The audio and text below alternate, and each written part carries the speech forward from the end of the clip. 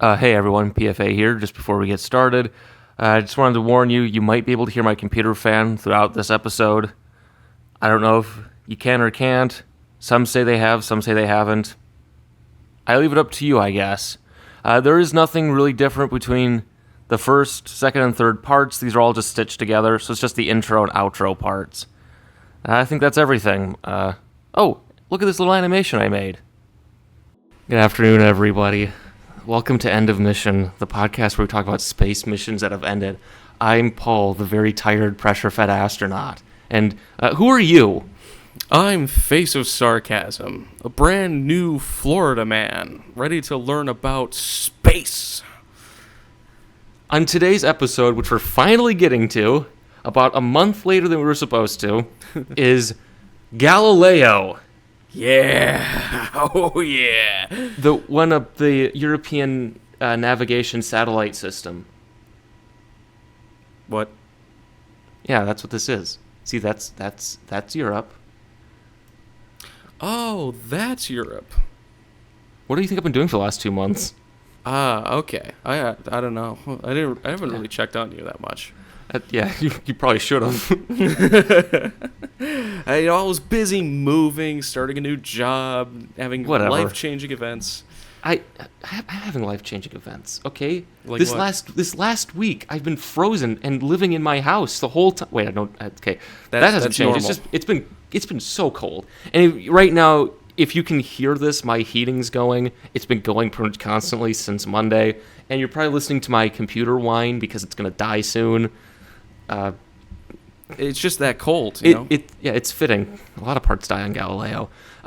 Okay, so this is gonna be a really long episode. We're gonna split up into 3 parts. So we're kind of speed through the introduction. First, we're doing the Dawn of Man, then we're doing the Floyd section, and then we're going to the journey to, or the mission to Jupiter. Yeah, Jupiter and Beyond the Infinite. Yeah, exactly. Yeah. We contacted Stanley Kubrick with a Ouija board, and he told us to shut up and leave him alone. Yeah.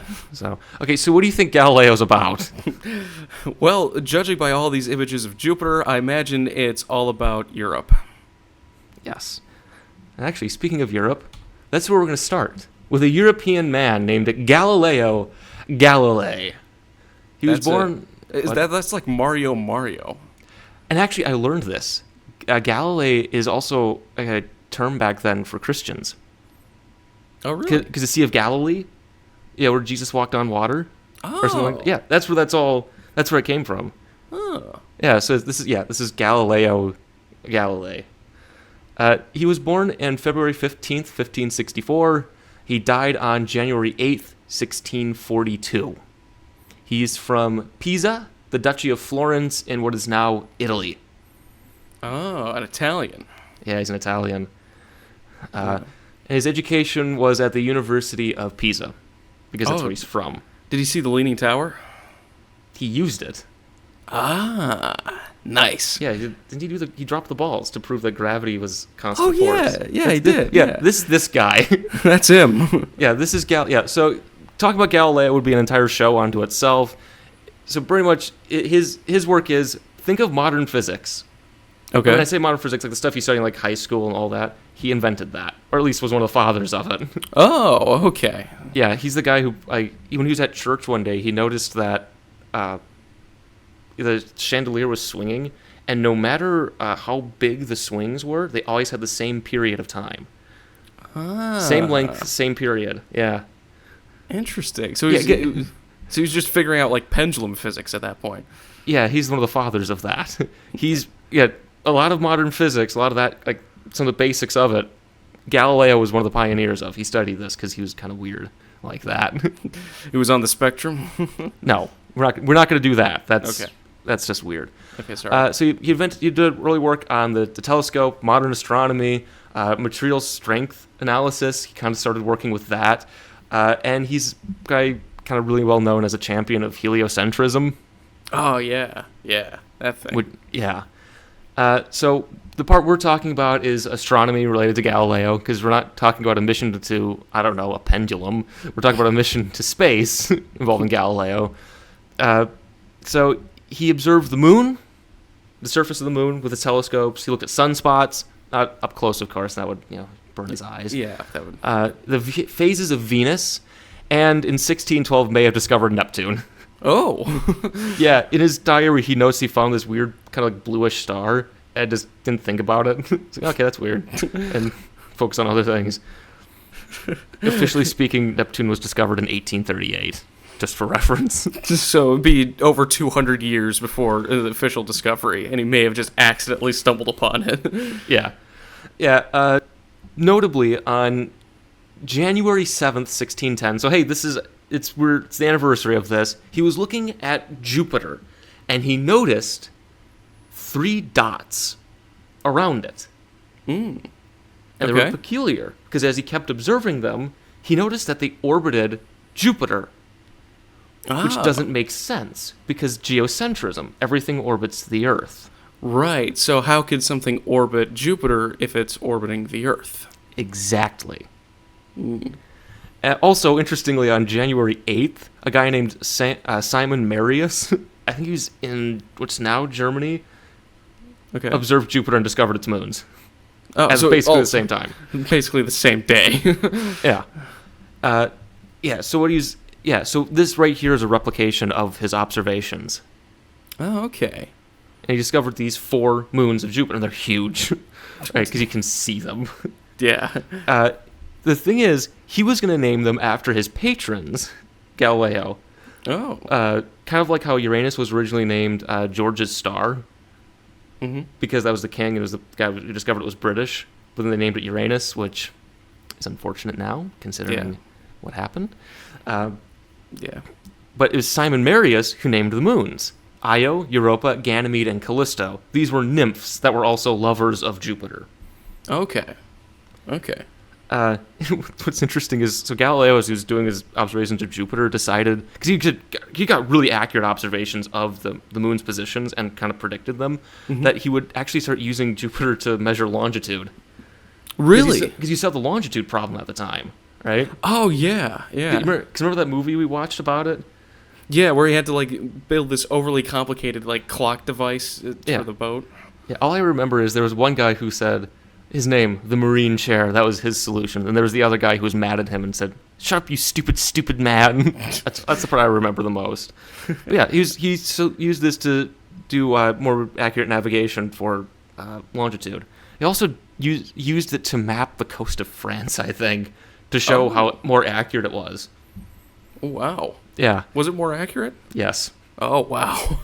And this is the most interesting thing here, I think, is the last trivia fact from this, is a couple years later, Cassini, an Italian astronomer, was to check the observations of the moons, because you can predict where they're going to be at certain times, right? Like eclipses and all that. Mm-hmm. And they predicted where the moons would be on a certain date when Jupiter would be on, the other side of the solar system to Earth, and they were off. By 17 minutes. 17 minutes. Why would that happen? Because it would take 17 minutes for the light to get to them. Exactly. So they discovered light lag. Galileo actually theorized that light had finite speed. He actually proposed an experiment where 2 guys with a lantern would stand a mile apart, and they'd open and close the lanterns in response to seeing the other. I mean, that wouldn't work because light's really fast. Right. But the idea that the speed of light was finite was kind of formulating around then. Oh, that's awesome. Yeah. Yeah, Galileo's an interesting character. And he was actually, I think he was confined to house arrest. Well, because the whole heliocentrism thing. The church did not like that. Yeah. So, yeah, Galileo, interesting fellow. Yeah. Discovered moons and helped prove that the sun is the center of the solar system, not Earth. Yeah. And that the speed of light. He discovered Neptune accidentally. May have discovered Neptune accidentally and also light lag. Yeah. So this is Jupiter. What is Jupiter? Why is Jupiter? This is a picture taken by Voyager. Okay. One of the Voyagers. It's the king of the planets. It's the big chungus, the big kahuna, the big cheese, that honcho. The big one. Yeah. It's the 5th planet from the sun. It's the biggestest. Yeah. Obviously. It's 71,500 kilometers across. about 45,000 miles. It's a big guy. It's 11.2 times the diameter of the radius of the Earth, so it's big. Jesus. I mean, radius, diameter, same thing. It's linear, but yeah. Yeah, of course. It weighs about 317 times that much of the Earth. Oof. So it's, Putting on a couple of pounds. Back down the pounds, It's like a joke I thought of. Mom told me to become a well-rounded person, so I ate more. That's a terrible joke. You want to take over now? I'm joking. The surface, quote-unquote, gravity of Jupiter, about where it's 1 atmosphere of pressure is about 2.5 Gs. So it's kind of like that one fair ride where you spin really fast. Oh, okay. It's like that. All right, so not terrible. Annoying. Yeah. You get really buff living in that environment. We got the Jupiter exercise for you. Yeah. I mean, you'll be blasted by radiation or roasted by it, but, toughens you up if you live. Yeah, exactly. That's the whole part of the program. Yeah. So the day length is about 10 hours because it spins really fast. It's really big. And it is noticeably flattened, as we've talked about before. Yeah. Jeez. That is booking it around. Oh, yeah. And its year is about 11.8 Earth years. So okay. You can actually see this because there's a Jupiter launch window about once a year. If you go on the trajectory browser. Okay. Because it's basically the same spot. Yeah. So its semi-major axis is about 5.2 AU, so it's about 5.2 times the distance from the sun as the Earth is. Okay. It's Jupiter. So its atmosphere is about 76% hydrogen, 24% helium. It's a bit less for both, and the rest is trace. Methane, ammonia, water, ethane, a bunch of weird hydrocarbons. Yeah, because of all the hydrogen there. Yeah. And it's gorgeous, obviously. You just look at these cloud systems that are the size of planets. Yeah. It's just huge. I mean, it looks like you could see the shadow of Io on the planet. And Io's like, what, the size of the moon? Yeah, Io's about the size of the moon. So that's just, it's enormous. Or this is, in 2010, this is the monolith spot. Oh, yeah, and it's just eating the planet. Yeah. Okay, I couldn't think of anything to respond to that. There's a lot to cover. So Jupiter, of course, is the largest planet in the solar system. It's dominated by stunning banded clouds and the notorious Great Red Spot superstorm. In 1989, when Galileo launches, the Jovian system had 16 known moons. Jeez. You know how many it has now? It has like 100, right? 95. Jeez. Now, I think a decent chunk of those, like the more recent ones, are probably just captured Trojan asteroids. They'll be tossed out after a while. Yeah, it makes sense. So we'll see. But yeah, it's got 95, and I think Saturn's somewhere in the 80s. Yeah. Voyager, when it did a flyby, discovered a faint ring system during the flybys in the 80s. The planet's magnetic field is the strongest in the solar system. It's a giant monster. I think that the tail of the magnetic field extends out to Saturn's orbit. It's that big. Jeez. The 4 largest moons are, planet-sized themselves, and there are interesting surface features like volcanism on Io and ice for the rest. Okay. Yeah, it's an interesting system. Yeah. The moons that we'll actually see more of the moons during the mission. We'll discuss those when we get to them. We'll discuss the details of them as we go by, just to save time on this thing. So these are the moons that we know about. I think in order of distance to Jupiter. Yeah. So Metis, Adrastea, it's Amalthea. There's my spelling mistake. It's Amalthea. Yeah, not Agrathea. Yeah, that's all I could think about. Agrathea. Thebe, Theba, Io, Europa, Ganymede, Callisto, Leda, Himalaya, Lysithea, Ilara, Anaki, Carme, Sinope, and there's so many more now. Yeah, there's 95. There's so many moons. It's too many. Jupiter's he's just friendly. He makes so many friends. Well, it's so big, Yeah. It's just so big. Because it's like, what, 55% of the mass of all of the planets and moons in the solar system? I think it is. It's just enormous when you talk about it. It's huge. Yeah. And so there's been 4 previous missions that have gone to Jupiter. So Pioneer 10 and 11, and then Voyager 1 and 2. So Pioneer 10 launched on March 3rd, 1972, did a Jupiter flyby on December 3rd, 1973. Pioneer 11 launched April 6, 1973, and did a Jupiter flyby a year after Pioneer 10. These probes were pretty much we're going to fly by and just see what this thing's like, right? When we start sending orbiters in, what are we going to look for? What's the interesting stuff? Just to get like a vague concept of like all the stuff that's going on. Because when you think about it, all you've seen of Jupiter up until then were the 5 moons, because one of the moons is the last moon to be discovered using telescopes, like optical telescopes. Oh, wow. And that's it, right? You know this thing's giant. It's got a big storm system, but what's it really like? Because the pioneers also wanted to validate the magnetic field of Jupiter to see what it's like. Because if it's too strong, how do you make sure spacecraft survive it?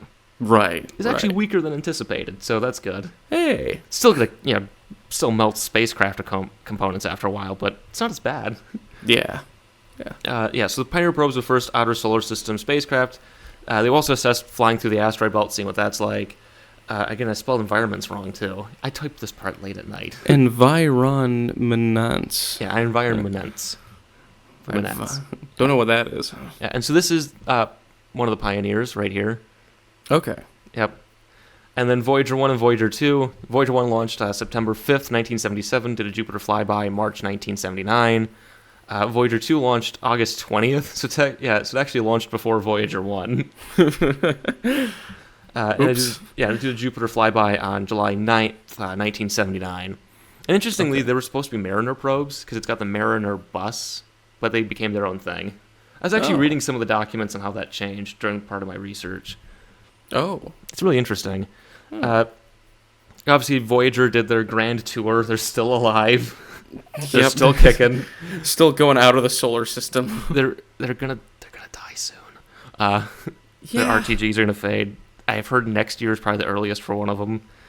Oh, sweet new episodes. That'll be a really fun episode. Voyager. Yeah, the 50-year-long mission or whatever. Because it is 50 years now, isn't it? 1977. No. 1977. It's in here. It's like 45 years. I glanced at the Pioneer ones. I saw 70, 30, and 74. It's like, hey, that was my mistake. Those ended 20 years ago, so we can talk about them. That's our next episode. There we go. It's not. We'll discuss those later. But you're doing flybys. You actually want to see what this planet's like. It's space exploration, not space flyby exploration. You want to put something in orbit. Yeah. So the original plans were for either the TOPS or a enhanced Pioneer spacecraft to go to Jupiter and orbit it. Okay. I've also seen studies for a Mariner bus orbiting Jupiter, but these are the big ones that they were considering. So the first one would be thermoelectric outer planet spacecraft, TOPS. It'd have an RTG, is designed specifically for outer planet missions. These were never actually built. Oh, really? Their mock-ups were built. I actually have pictures of them. But they never got anywhere for whatever reason. Oh, interesting. So then there's Pioneer F, Pioneer G it was called, which was just take a Pioneer spacecraft, add more propellant tanks to it, and put an atmospheric probe on it. Because you want to see what the atmosphere of Jupiter's like. But yeah, it's so big. That's its main thing. Right? What's this thing like? So take the buses of Pioneer 10 and 11, and then modify them with a propulsion module for orbital insertion, and then have an atmospheric probe.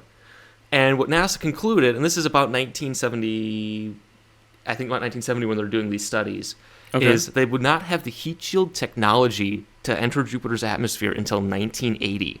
They were right. Really? Yeah. Jeez. Because this thing would hit the atmosphere about 100,000 kilometers an hour. That's pretty fast. It's going really fast. It would take about 228 Gs. That's a lot. And I think it's like 25,000 degrees Fahrenheit at certain points during reentry.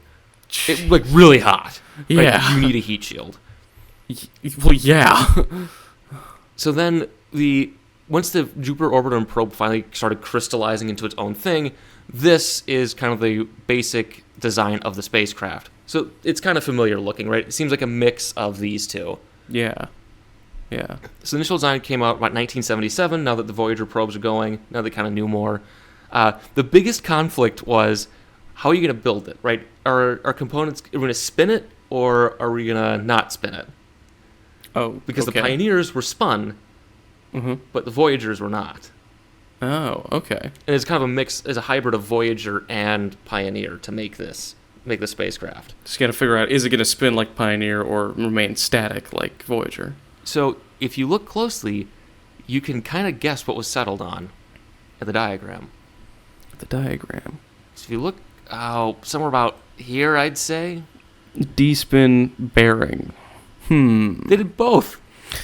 Oh, so they were spinning it up and then leaving it. Then Yeah, they had a Okay. section that spun, they had a section that didn't spin.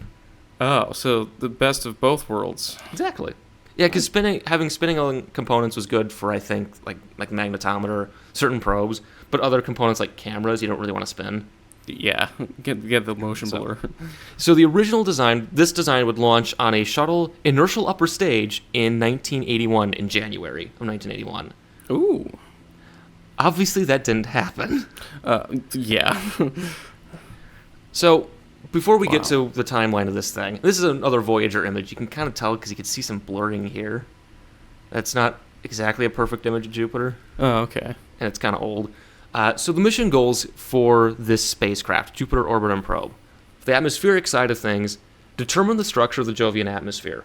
Mm-hmm. Right? How does it differentiate? Yeah, how does determine it work? determine the chemical composition of this atmosphere. What's it made of? Exactly. Determine the location and structure of clouds. Right? Where the okay. Determine the location and structure of clouds. So right, where are the clouds? Where are the cloud layers? Because right, clouds on Earth are like what 12,000 feet. Something like that, yeah. Something like that, right? But there's other clouds that are way up higher. Same thing Yeah. on Jupiter. Okay. Measure the vertical energy flux to determine the local radiative energy balance. Pretty much, how much heat is Jupiter getting off internally? Oh, okay. Right. Characterize the upper atmosphere because that's where they're going. Right. And then determine the nature and extent of cloud particles. Right? What makes the clouds? Where are they? What are they? Who are How they? are they? Why are they? What are they feeling? You know? Yeah. How are those clouds doing? How you Yeah. feeling? Yeah. And for the orbiter is define the topology and dynamics of the outer magnetosphere, or the magnetosphere, the magnetosheath, and the bow shock. Jupiter's magnetic field. What's it like? Yeah. How deadly is it? Yeah. Describe the nature of magnetospheric particle emission. Okay. Right? So how deadly is it? Yeah. There's particles that's giving them off. What's going on? What's going on? What's happening? What's going on here, guys? Determine the distribution and stability of trapped radiation. So, where the right? Because Earth has Van Allen radiation belts. Does Jupiter have those? Yeah. Yes. Okay. Study the magnetosphere satellite interaction. So, How does it affect the satellite? the moons. Oh, that's what I mean by Yeah, satellite. that's what they mean. Moons. Determine the surface composition of the satellites. The moons, right? You're gonna fly by the moons. What are the surfaces like? We've only seen pictures from afar, right? Right. What are these actually like up close? Right. Identify the physical state of the satellite. I have so many spelling mistakes. And I was typing this late at night, just so we're clear. That's a good excuse. Keep using it. Yeah, and their surface. I made this part a month ago. To identify the physical state of the satellite surfaces and characterize their surface morphology. So what's going on here, guys? Right? You got trash everywhere. Right? And what's the surface shaped like? Yeah, is it all curvy, all bendy? Is it all straight? Is it what's happening? So measure the satellite, magnetic, gravitational, and thermal properties, right? The geophysical characteristics. Mm-hmm. Study the satellite ionospheres and atmospheres, if they have any, and the emissions of gas. Is Not it go blowing off Tuesday, anything? you know? Yeah. The Then- McDonald's restroom. Or Taco Bell, I guess. Or both. Who That's the cares? meme, right? I don't know. I don't know. I've never been to Taco Bell. Neither have I. Yeah. Anyway, Weird. Yeah. never been to so- Jupiter, but let's keep talking about that. Yeah. Conduct simultaneous observation of the various Jovian atmospheric properties. So take pictures of the atmosphere. What's going on here? Why are there clouds? Yeah, what makes the clouds? What are these clouds made of? Because look at, right, you can see, right, what's this? Right? Look at this dynamicism. Right? What on earth is this? What's the big brown, Yeah, what- long thing looking? What's Yeah. that? What is that? Why Right, is that? What's doing this? How deep is it? Right? Yeah. All right, so mission planning. So the 1981 date is changed because the IOS program suffers some cost overruns and is nearly killed. Oh. Yes. So the problem then becomes, oh crap, if IUS can't perform what we want it to do, how do we do this mission? The first idea was, do them separately. We'll launch the probe on one, we'll launch the orbiter on another. And then someone said, out of the space shuttle, which is really expensive, you want to do that? Yeah. So then they decide, but we have Shuttle Centaur coming up. That'll do it. Which we talked about in the last space mission episode. Yeah. So then it would launch on May 25th, 1986, and it would arrive at Jupiter on August 25th, 1988, right? Shuttle Centaur has a lot of energy. It's going to toss it straight to Jupiter. I think the next slide has the orbital plan for that. Okay. So in 1982, July, they start doing drop tests of the probe, like the parachute that's on it. And they fail, apparently, and they do a redesign. But they start working on it. Hey, that's why they test it, right? Yeah, there's a reason you do this. That's what you want to find out is you're going into the Jovian atmosphere. Hey, the parachute doesn't work. Whoops. That's a great time to find out, yeah. It's like the Genesis probe, where the one extra test would have found the thing that caused the atmospheric probe to crash back on Earth. Yeah. So by March 1983, they start testing and integrating the Galileo components. Now, I'll tell you, this picture is from later because the sun shield is on. Spoiler alert. Oh, okay. Just kind of pay attention to this for a little bit. Just guys in lab coats, of course, doing sciencey things. You can tell they're scientists because of the lab coats. They got the press there doing press things. So during this time, Galileo was approved on the same budget that approved the Hubble Space Telescope as a big flagship mission for NASA. Okay. Congress said, telescope's cool, but this Galileo thing, kill it. Oh. And it was killed a few times in Congress, or at least almost killed. And it kept being brought back. Really? This mission's cursed. Yeah, because you have to, right, there's national defense priorities. There's national pride issues. That's what saves these things. And in November 1985, they finish it. And they ship it over to Kennedy Space Center in December with a truck, because it's built at JPL, which is across the country. Just make note that it's taken by a truck instead of a plane.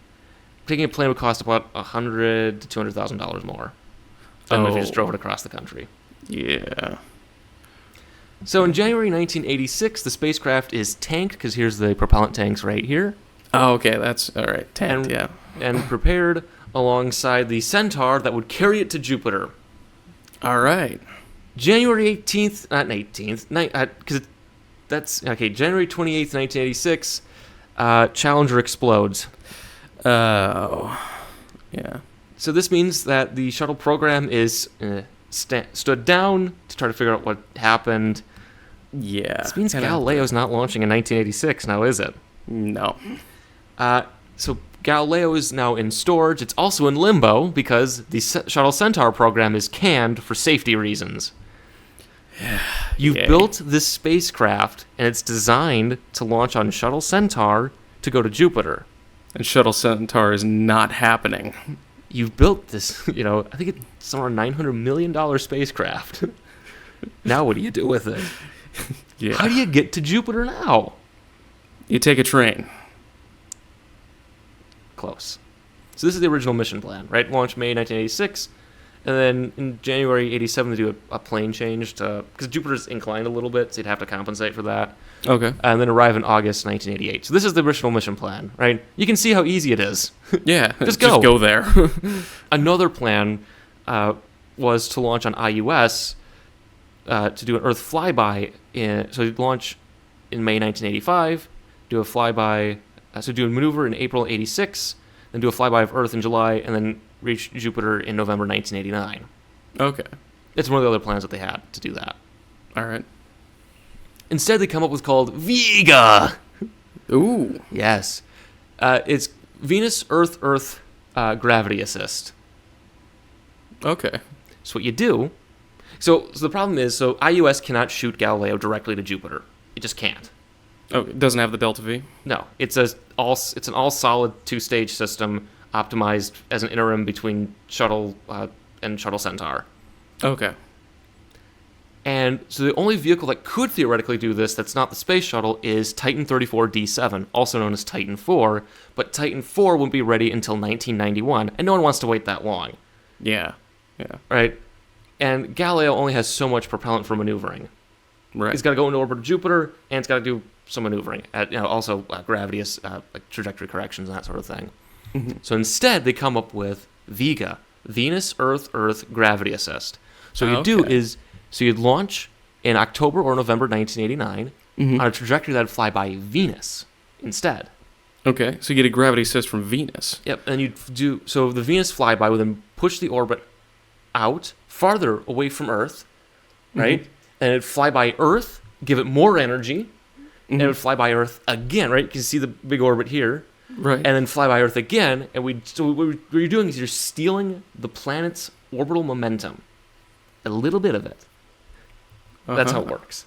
Okay, yeah, doing gravity assist for all of them. Yeah, and then so that will put you on a trajectory that'll hit Jupiter. So you'll launch in November or October 1989 and arrive at Jupiter in 1995. That's quite a wait. Yes. Now, this results in a bit of a problem, because Galileo was originally built to launch from Earth and go straight to Jupiter. Okay. But now it's got to fly by Venus. Okay. What's the problem with that? It's closer to the sun. Right? Thermal management.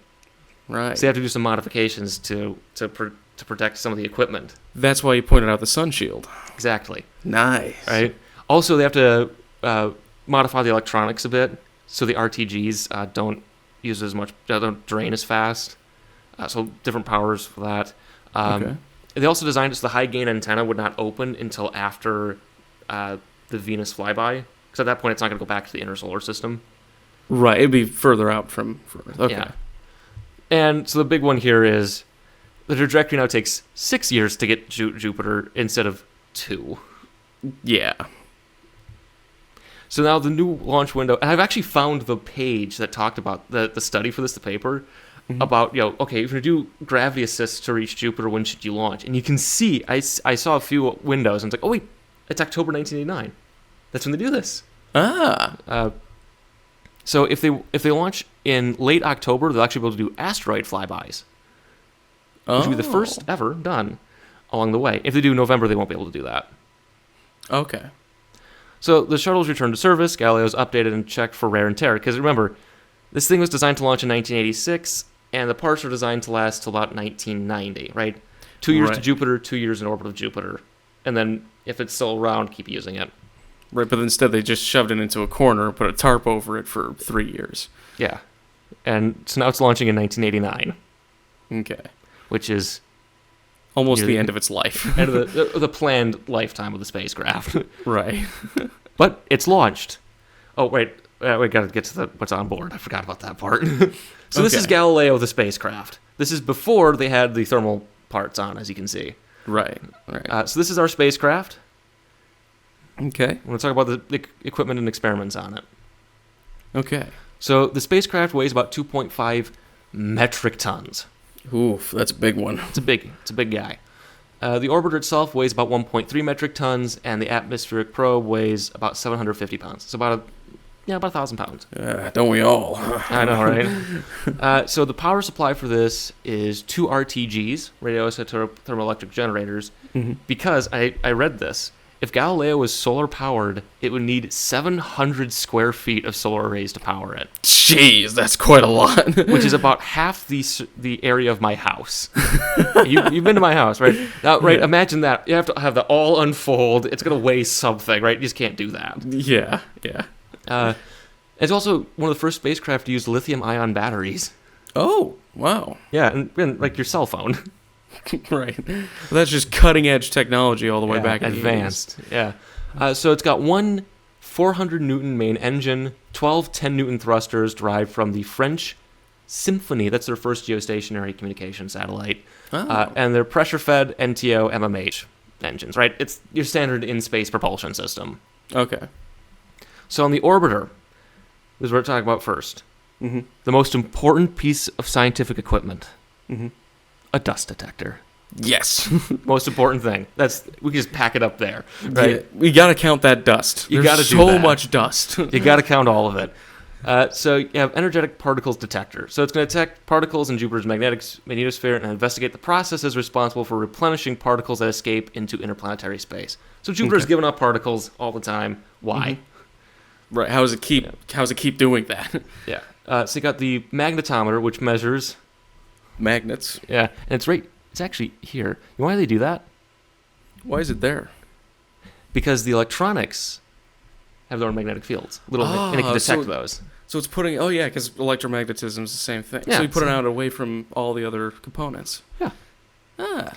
So you got the plasma subsystem, which is over... I think this is the plasma subsystem. I mean, it says plasma. Yeah. So presumably that's the plasma wave system. But just looking at plasma, right? Sounds like Star Trek stuff again. That's all I could think about. Yeah. Oh, like at the top, plasma wave search coil sensor. Right. That sounds straight out of Star Trek. That's Star Trek stuff going on there. So it's going to measure low energy plasmas, specifically in Io's plasma torus. Okay. Yeah. We'll discuss this as we go, but there's a weird interaction with Jupiter's magnetic field in Io that makes just a weird torus shape of plasma because it's high energy particles just from the magnetic field. Cool. Yeah, it's really cool. Got the plasma wave system, so look, plasma, hi. Hey, plasma, wave to the plasma. Yeah, so it measures plasma waves from Jupiter's magnetosphere and radio frequencies from Jupiter, Earth, and the Sun. Okay. Pretty basic stuff here. Mm-hmm. Then it's got the radio science, so it's going to use communication system for some science, like verifying relativity. Oh. Yeah. Actually, yeah, Cassini did. Pretty much every spacecraft that goes into deep space now, they do a relativity experiment just to test general relativity. You got to check to see if it's still there. Yeah, there it is. Oh, it's relative. Yeah, There it nice. is. Then you have the near-infrared mapping spectrometer, NIMS, which, it's going to determine... Oh, there's so many spelling mistakes in this. How did this happen? I don't know. When did you write this? What's your excuse? It's also the fact that my graphics card is failing. Because he did the update on all this Adobe stuff. It's my graphics card. It took out all the letters. Yeah, my graphics card is dyslexia. Can't spell. It was late at night, and it was... The problem is when I type, and then the words come out. Well, I guess I should start proofreading more. Yeah. How long ago did you make this slide? I started making the slides around Thanksgiving. Yeah, and you had all that time to proofread it. Well, I started working on these slides proper about the time of the new year, so that's my right. excuse. And so you had until 20 days to work on it. So we determined the chemical compositions of the moon and the Jovian atmosphere, right? They got the photopolarimeter radiometer, which that sounds like something like a 50s thing. Yes. Oh, yes. We're going to adjust the photopolarimeter radiometer, and that'll do something with the robot. Yeah, on their rocket ship, right? Yeah. With a suspicious German scientist involved. Yeah, and it just takes out a wrench and starts messing with one of the dishes. So this measures radiant thermal energy intensities, determine the distribution of Jupiter's cloud and haze particles, right? Looking at the atmosphere. You got the solid state imaging camera, SSI. It's the camera. It takes pictures. And it's solid, man, okay? It is solid. So you have the ultraviolet spectrometer, UVS, analyzes Jupiter's high atmosphere and surrounding ionized gas regions. Also looks for satellite atmospheres. The ones for all the moons. Yep. And then we have the atmospheric probe. So that's this guy right here. So this is down. This is the part. So the atmosphere comes in like this and melts it. Oh, okay. Yeah. So that's So it's got a few experiments on board. I just had to include the fact that it's designed to take 25,000 degrees Fahrenheit. Yeah, that's pretty hefty. This thing hits Jupiter's atmosphere at interplanetary speeds. Oh yeah. That. So it's got the neutral mass spectrometer, which analyzes the gas composition. Oh, okay. So it's seeing what it's hitting. Yeah. It's got so the shell kind of breaks off. I have a picture of that. Okay. There's actually the shield for it, and these are all the parts that's inside. Okay. There's the helium abundance detector. I wonder what that does. I don't know. Something to do with hydrogen. Yeah, it's for fun. It's a party thing. It's to make all the balloons. Yeah. The atmospheric structure instrument, which measures temperature, pressure, density of the atmosphere. The instrument that measures the structure of the atmosphere. Yeah, very, very intensive things. Mm-hmm. They have the nephelometer, which locates cloud layers and particles, right? The Vega probes had those. Okay. The lightning and radio emissions detector, along with the energetic particles instrument. Okay. It's looking for lightning on Jupiter. Oh, yeah. Nice. That's really cool. It's got all these storms, bound to have lightning. Yeah. Then you have the net flux radiometer, NFR, which measures the differences between light and heat being radiated downwards versus upwards at the altitude. Again, remember, Jupiter's taking in sunlight, which is heat and energy, but it's also how much is it giving off? Right. Because it's got internal structure. What's doing that? What's it like on the inside? Right. That's the important part. So these are more pictures of it to kind of give you for reference. All right, so this is the atmospheric probe. There's some guys poking it. Okay. He's typing in something on it. You can see. Oh, yeah. And so then here's the spacecraft all folded up, ready to be loaded and shipped. And this is before Challenger, as you can tell.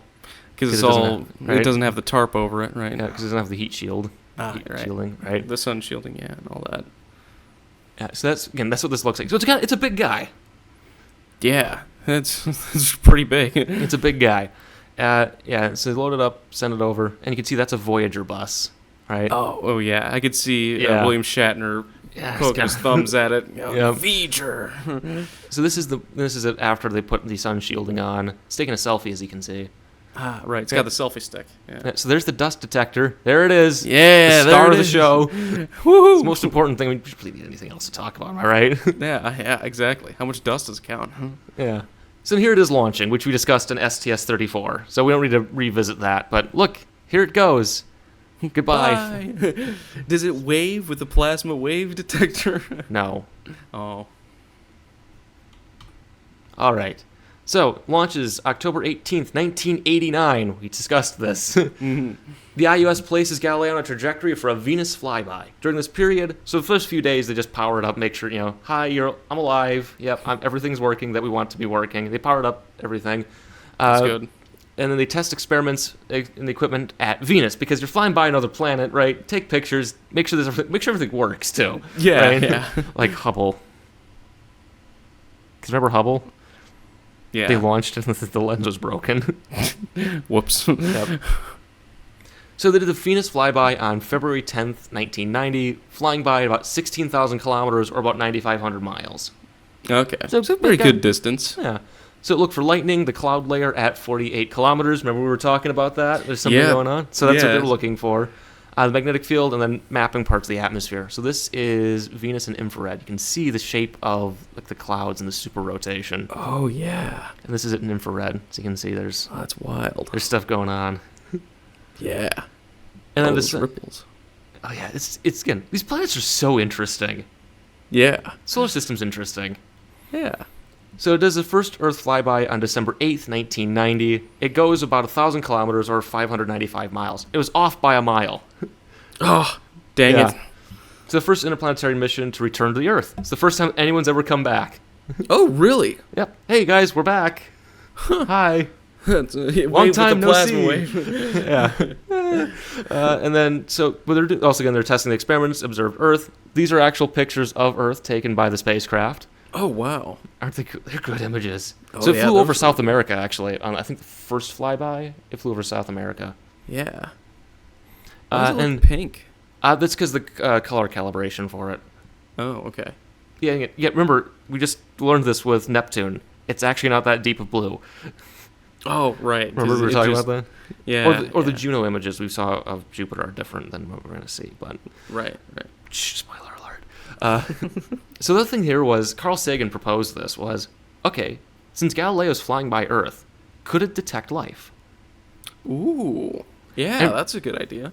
And pretty much the only thing that Sagan and others say is the fact that there's free oxygen in the atmosphere indicates that there should be life. Okay. Because Mars, right? Mm-hmm. Mars is rust because of all the oxygen bonded with the iron in the on the crust.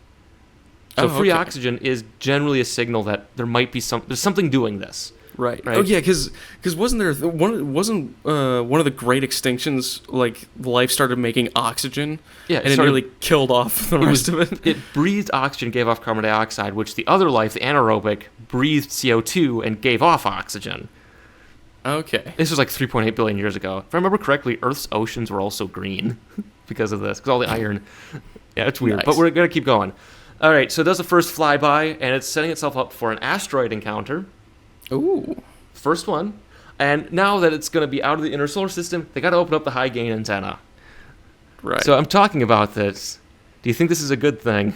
Oh no, does it not unfold properly? Nope. Oh no. All right. So what happens is, so they open it up. So there's 18 ribs, right? Mm-hmm. And if you play Kerbal Space Program, this is actually the antenna that you can use that unfolds. Oh, okay. And so what happened is it doesn't open. Now, for the scientists, the engineers on Earth, what they notice is, because Galileo's got a spinning section, one of the sun sensors detects a dip every once in a while.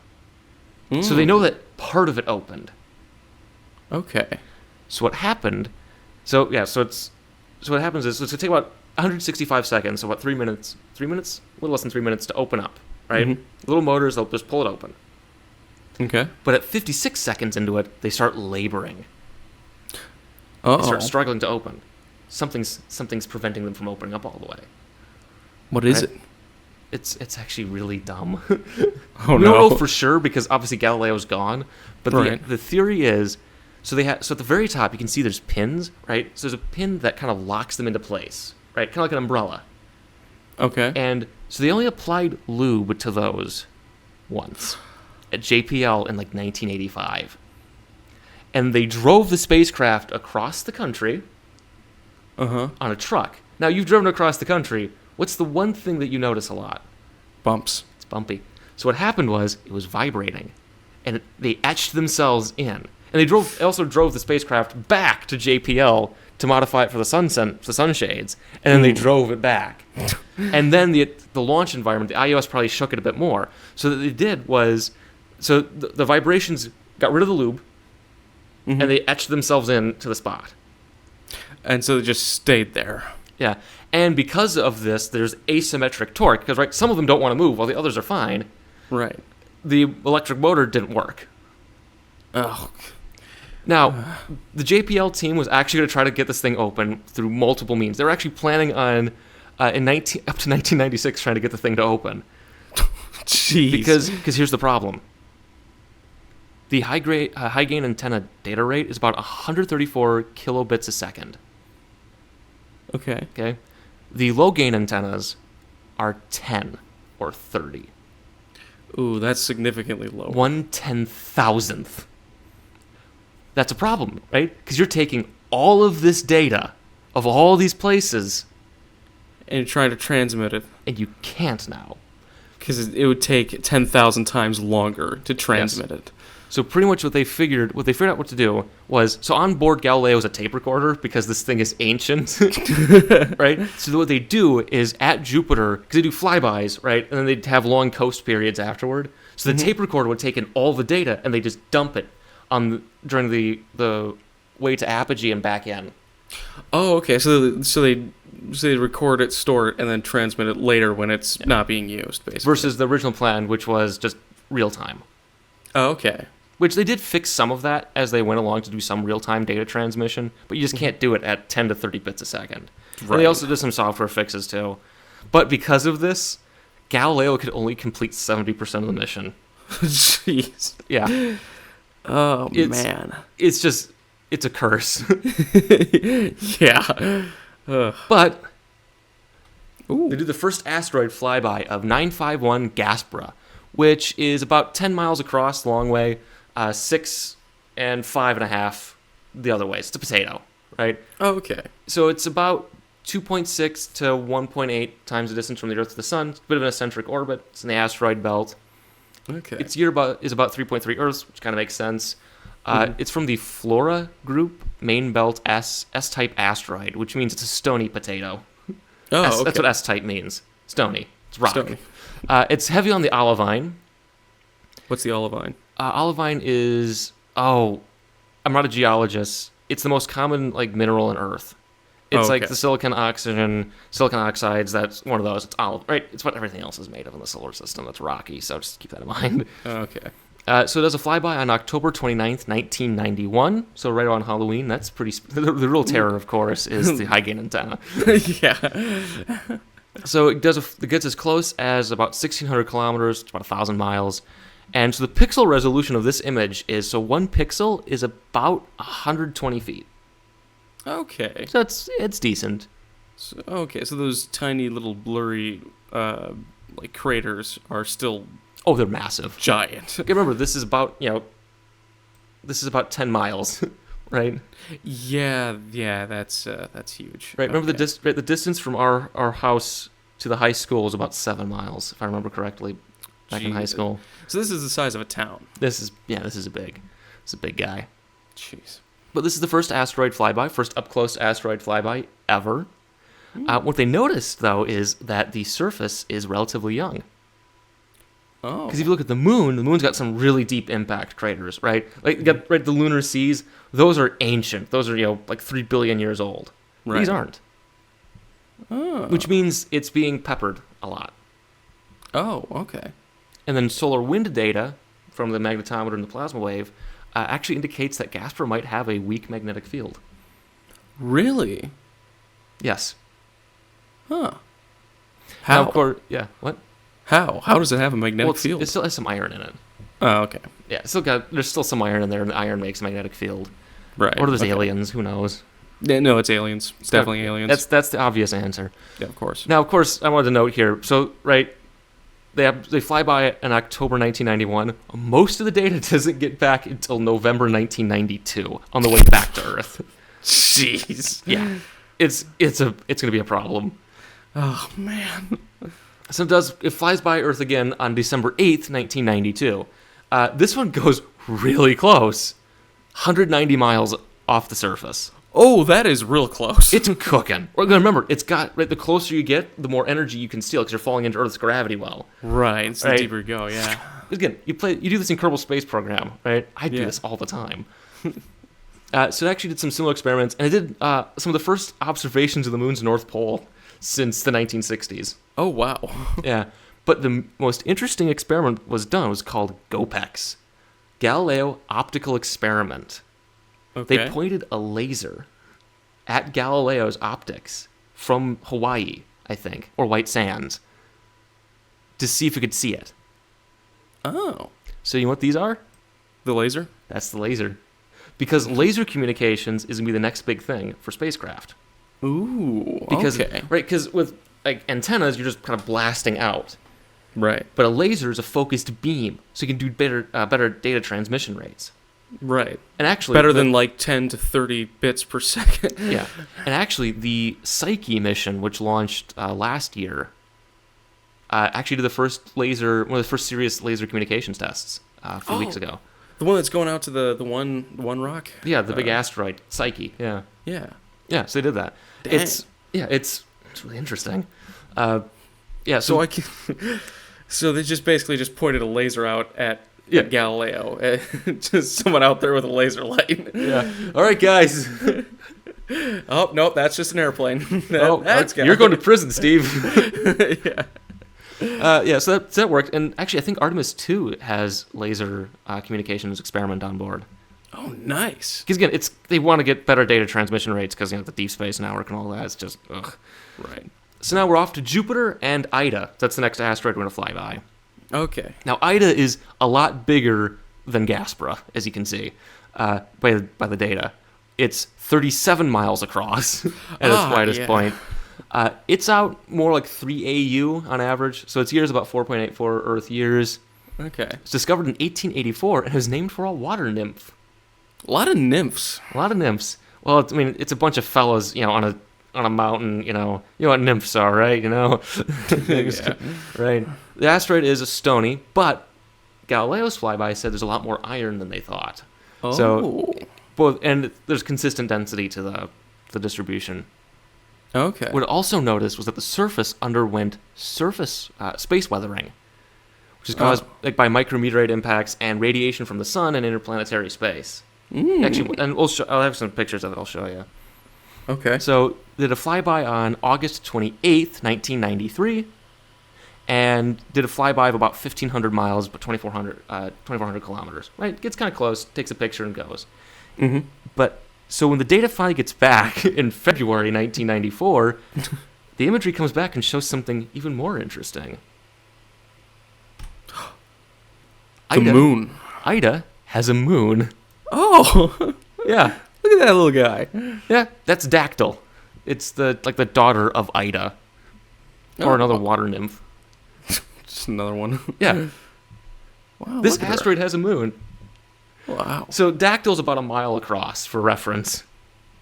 Jeez. It's big, and this is Ida itself, which is very big. A giant potato. Yes. I like how some of the craters on Ida are bigger than Dactyl. Oh yeah, they're just it's so interesting. It kind of reminds me because the Lucy mission, that's the one that's going to the Trojans, that did a flyby of Dinkinesh, another first asteroid, and they discovered that it has a moon, and that moon is actually a contact binary. It's like 2 moons for the price of 1. Isn't that interesting? So asteroids have moons. Oh yeah, there's like an asteroid with 5 moons that we discovered. What the heck? Oh, jeez. Oh yeah, they're small bodies. It's gravity. It's just isn't it interesting though? That is really interesting. Yeah, because all I can think is like the Star Wars asteroids that are just giant potatoes that fly around and destroy things. But now they have moons. Well, that's a rough neighborhood. There's not that many moons going on over there. Yeah, everyone's got to fend for themselves. That's the bad neighborhoods of asteroids. Right. This is why you got to go to the good neighborhoods. Yeah, that's what it's the Kirkwood gaps, right? You can't don't go there in the bad neighborhood. Don't cross the Kirkwood Clear it out. gaps. Yeah. Put a space highway through it. Oh no, we're just big. We made a dark turn. Okay, let's keep going. So these are more pictures of Ida. So there's an up close picture of Dactyl. It's got a little crater. Oh wow, look at that. Isn't that cute? Yeah, this is so cute. And so this is a false color image of Ida. And so you can see, so the red spots, right? Those are weathered. Oh. Yeah. So you can see there's weathering going on. Huh. That's cool. Yeah. So. Wow. Yeah. This is interesting to me. Yeah, it's got higher resolution every time.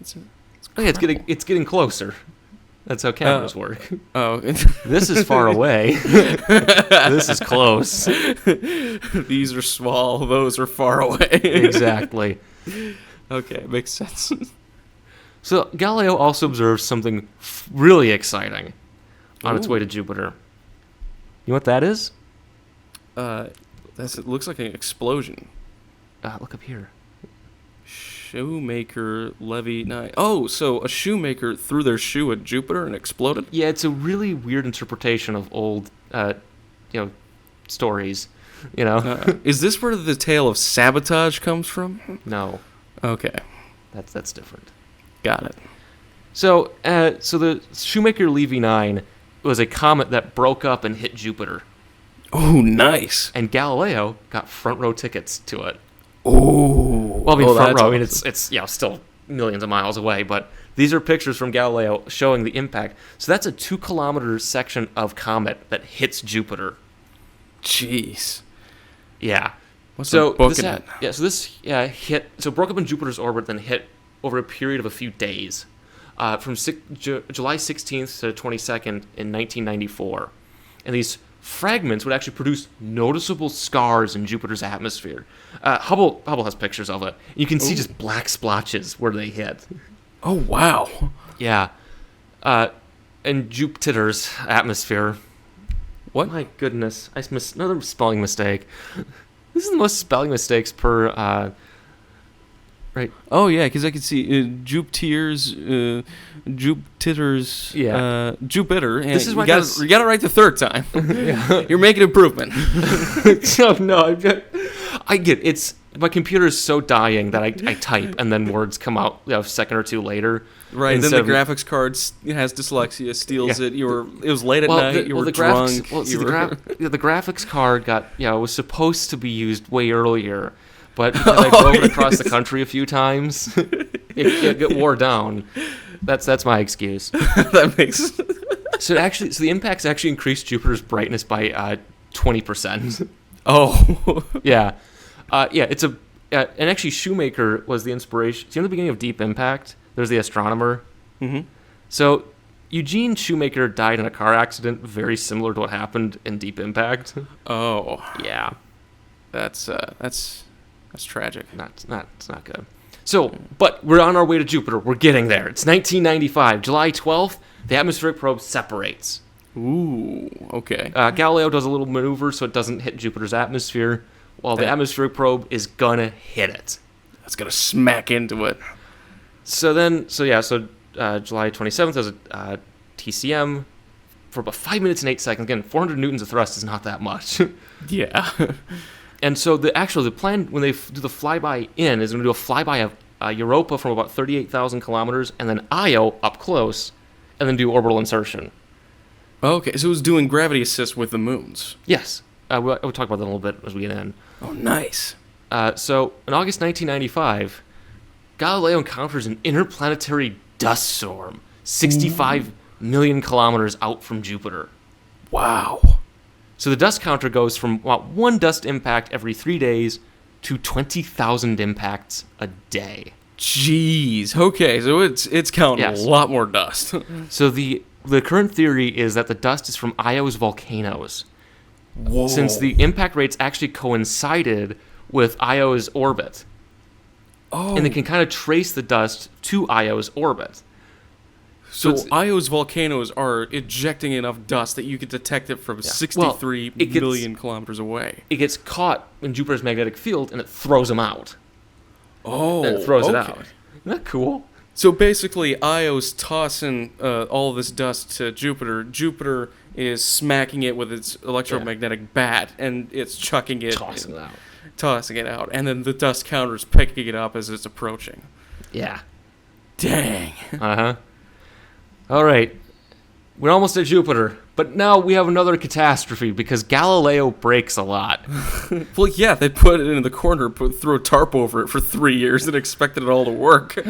So this is Jupiter's tape recorder memory. Wow, look at that advanced technology. Caveman technology right there. So what happened to it is they're ready to play back data. And so what it does is it takes data, records it onto the tape, right? It's like a VCR, right? It rolls it, and then when they're ready to transmit, they go the other way and send the data back out. So they record it and then just basically replay it. Yeah, and then they'll tell, okay, right over this segment of tape because we're done with it. Okay. So you got some data because they're taking data the whole time coming in, right? You get the magnetic field, you get all that. Mm-hmm. They discovered it was in rewind mode for about 15 hours. Oops. Mm-hmm. So now it's going to rewrite over all that data? No. It's stuck. Uh-oh. And this is the way that it's supposed to work, right? This is because the high gain antenna doesn't work. Oh, no. Oh, so the high gain antenna doesn't have full property, so their idea is to store it all on this tape recorder and then play it back. Yeah, other Betamax tapes and then send it back on the low gain antennas, right? But now this is stuck. Yeah.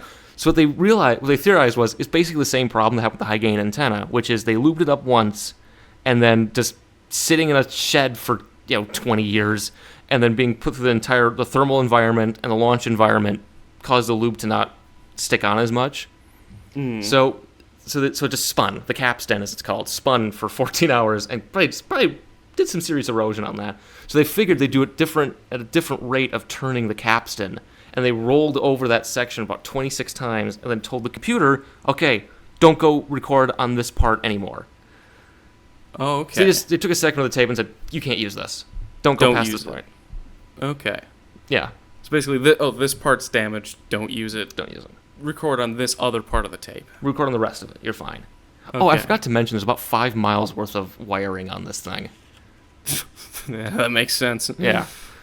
Yeah, so this is the memory recorder on Galileo. It's just a big tape. Yeah. Giant reel. This is caveman technology. I mean, this is cutting edge for, mid-'80s. Early 80s. This is right. They started building this in 83. Oh, yeah. So this is cutting technology for the early 80s, and now it's being used in the early 90s. Yes. All right. This is it. Ooh. November 16th, 1995. Galileo's magnetometer detects the bow shock of Jupiter's magnetic field.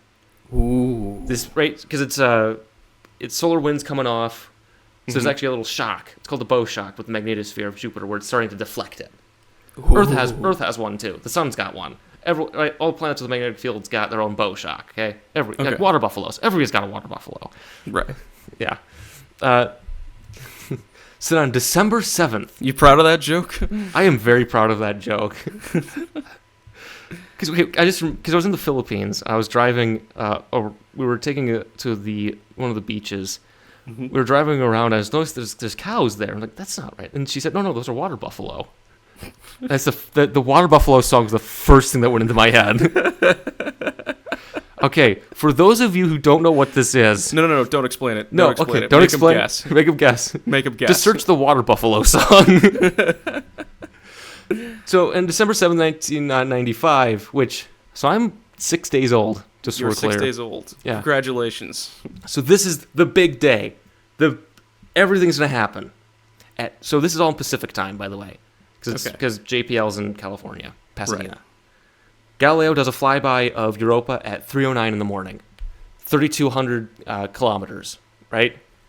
Okay. So then, at 7:46 in the morning, so 4 hours later, Galileo flies by Io at about 1,000 kilometers, up close. But guess what? Thanks to the stupid VCR, they're not going to take any data. They're not going to take any data, even though they're 1,000 miles away. Yeah. This is up close. The primary mission doesn't even fly by Io. Just so we're clear. Oh, jeez. So yeah, they're supposed to collect it from both flybys, but because of the tape recorder issue, they decided not to do it because they wanted to make sure that they got the atmospheric probe data, right? Oh, okay. Yeah, that makes sense. Yeah. So then at 8 a.m., the atmospheric probe turns itself on and says, all right, guys, I'm ready. Showtime. This is it. It's 3 hours later, because again, we're flying into Jupiter. It just takes time, right? Right. The atmospheric probe discovers a massive radiation belt as it's going into Jupiter. And it comes from high-energy helium atoms. So there's a little radiation belt really close into Jupiter of high-energy helium. Never detected. Okay. They discovered this.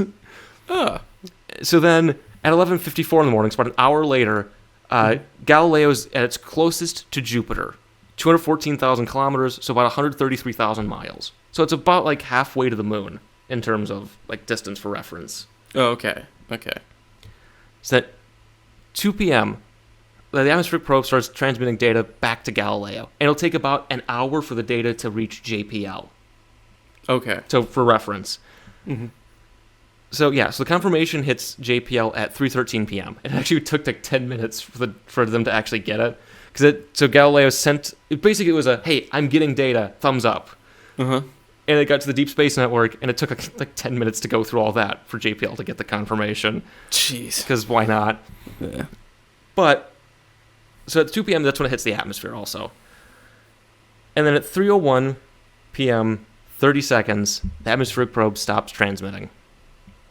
It spends about 68 minutes in Jupiter's atmosphere. No, 60 minutes in Jupiter's atmosphere. Sorry. So it lasted an hour in the atmosphere. Yes. Dang. Yeah, and we're actually going to talk about data because we're right here, right now. We'll get this done. Right. Yeah, so about an hour. So by the time JPL knew that the probe was transmitting data, it was dead. Jeez. Isn't that weird? That is, yeah. Light lag. Light lag, yeah. That short story I wrote that I got to rewrite. All right, so this is the atmospheric probe coming in. This is concept art of it. Look at that. So you can see there's the heat shield. It's got a big parachute. So where they set altitude of 0 is about where they think one bar or a half. I can't remember what it was. It's like sea level, equivalent of like atmospheric pressure of sea level. Sea level for them. So they hit the atmosphere about 450 kilometers, right? Okay. And then, so just again, it slams into the atmosphere at 100,000 miles an hour. The drogue parachute deploys at about, 3 minutes in, about 15 kilometers above their kind of 0 altitude, which is about, where they think it's about 1 bar of atmosphere. Right. It takes the aftercomer off, and the main parachute deploys. I've been so much going on in this mission. I've been reading about the moons for a while, so this is kind of not fresh in my mind. Okay. So about 3 minutes in, the heat shield drops off. That's when they start doing direct measurements of the atmosphere. It actually drops off a bit late. Oh. So they don't do all of the data they were supposed to get. But again, we're talking this again. Any data they get is more than they've ever gotten before, so it's okay. Yeah. And this is a little bit. That's fine. We got a lot. Yeah. So it starts passing through the cloud layers, and it drops for 61 minutes. Jeez. Until about 24 bars, so 24 times the atmosphere, which is about negative 140 kilometers, and that's when it dies. It survived. Wow. The probe physically survived a lot longer, but it couldn't transmit anymore. It kind of imploded and melted. Yeah. Which is amazing. Yeah, that is incredible. That'd be a heck of a view coming in, too. Yeah. Going into the atmosphere of Jupiter. Amazing. Probably be very cloudy. So this is the part that actually did the science. That's what this is. Is it a pressure cooker? It looks like one. It is kind of built like one, I guess. Yeah. So here's what it learned. One, it sustained 228 Gs on the way down. Nice.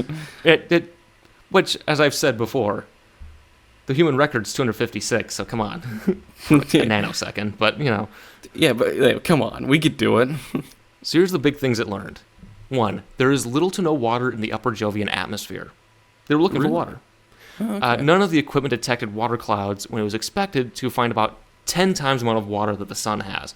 Because the idea, what they're trying to figure out is, okay, so when Jupiter formed from the planetary nebula, the same one that made the sun, did Jupiter change chemically between then and now? That's the that's the big thing they're trying to figure out. Because they could because they can start estimating, okay, how do solar systems evolve? How do planetary systems evolve? Right? Okay. Like planetary formation and seeing how it happens over time. Okay. So the thing is they concluded that the probe entered a hot spot, a particularly dry region of Jupiter's atmosphere. Oh. That's their excuse. Oh, that's a good one. Yeah. A likely story. So there's less thick clouds than expected. There are clouds, but they weren't as dense. So you can see, so what they expected were to find, ammonia, ammonium, oh, God, I forgot what this is called. Like hydrogen sulfide, something like that. Ammonia, hydrogen sulfide, something like that. It might be, again, and then water clouds, maybe, right? But instead, they found really thin wisps of ammonia clouds and the nitrogen, hydrogen sulfide clouds, and no water. Okay. There is a higher helium abundance in the atmosphere than what they predicted.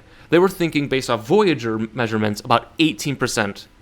In reality, it's about 24% composition for the atmosphere. Oh, that's a lot higher. That's noticeable. Yeah. And the noble gases in the atmosphere are about 3 times what the sun has. So argon, krypton, xenon. There's 3 times as much as the sun. Wow. Okay.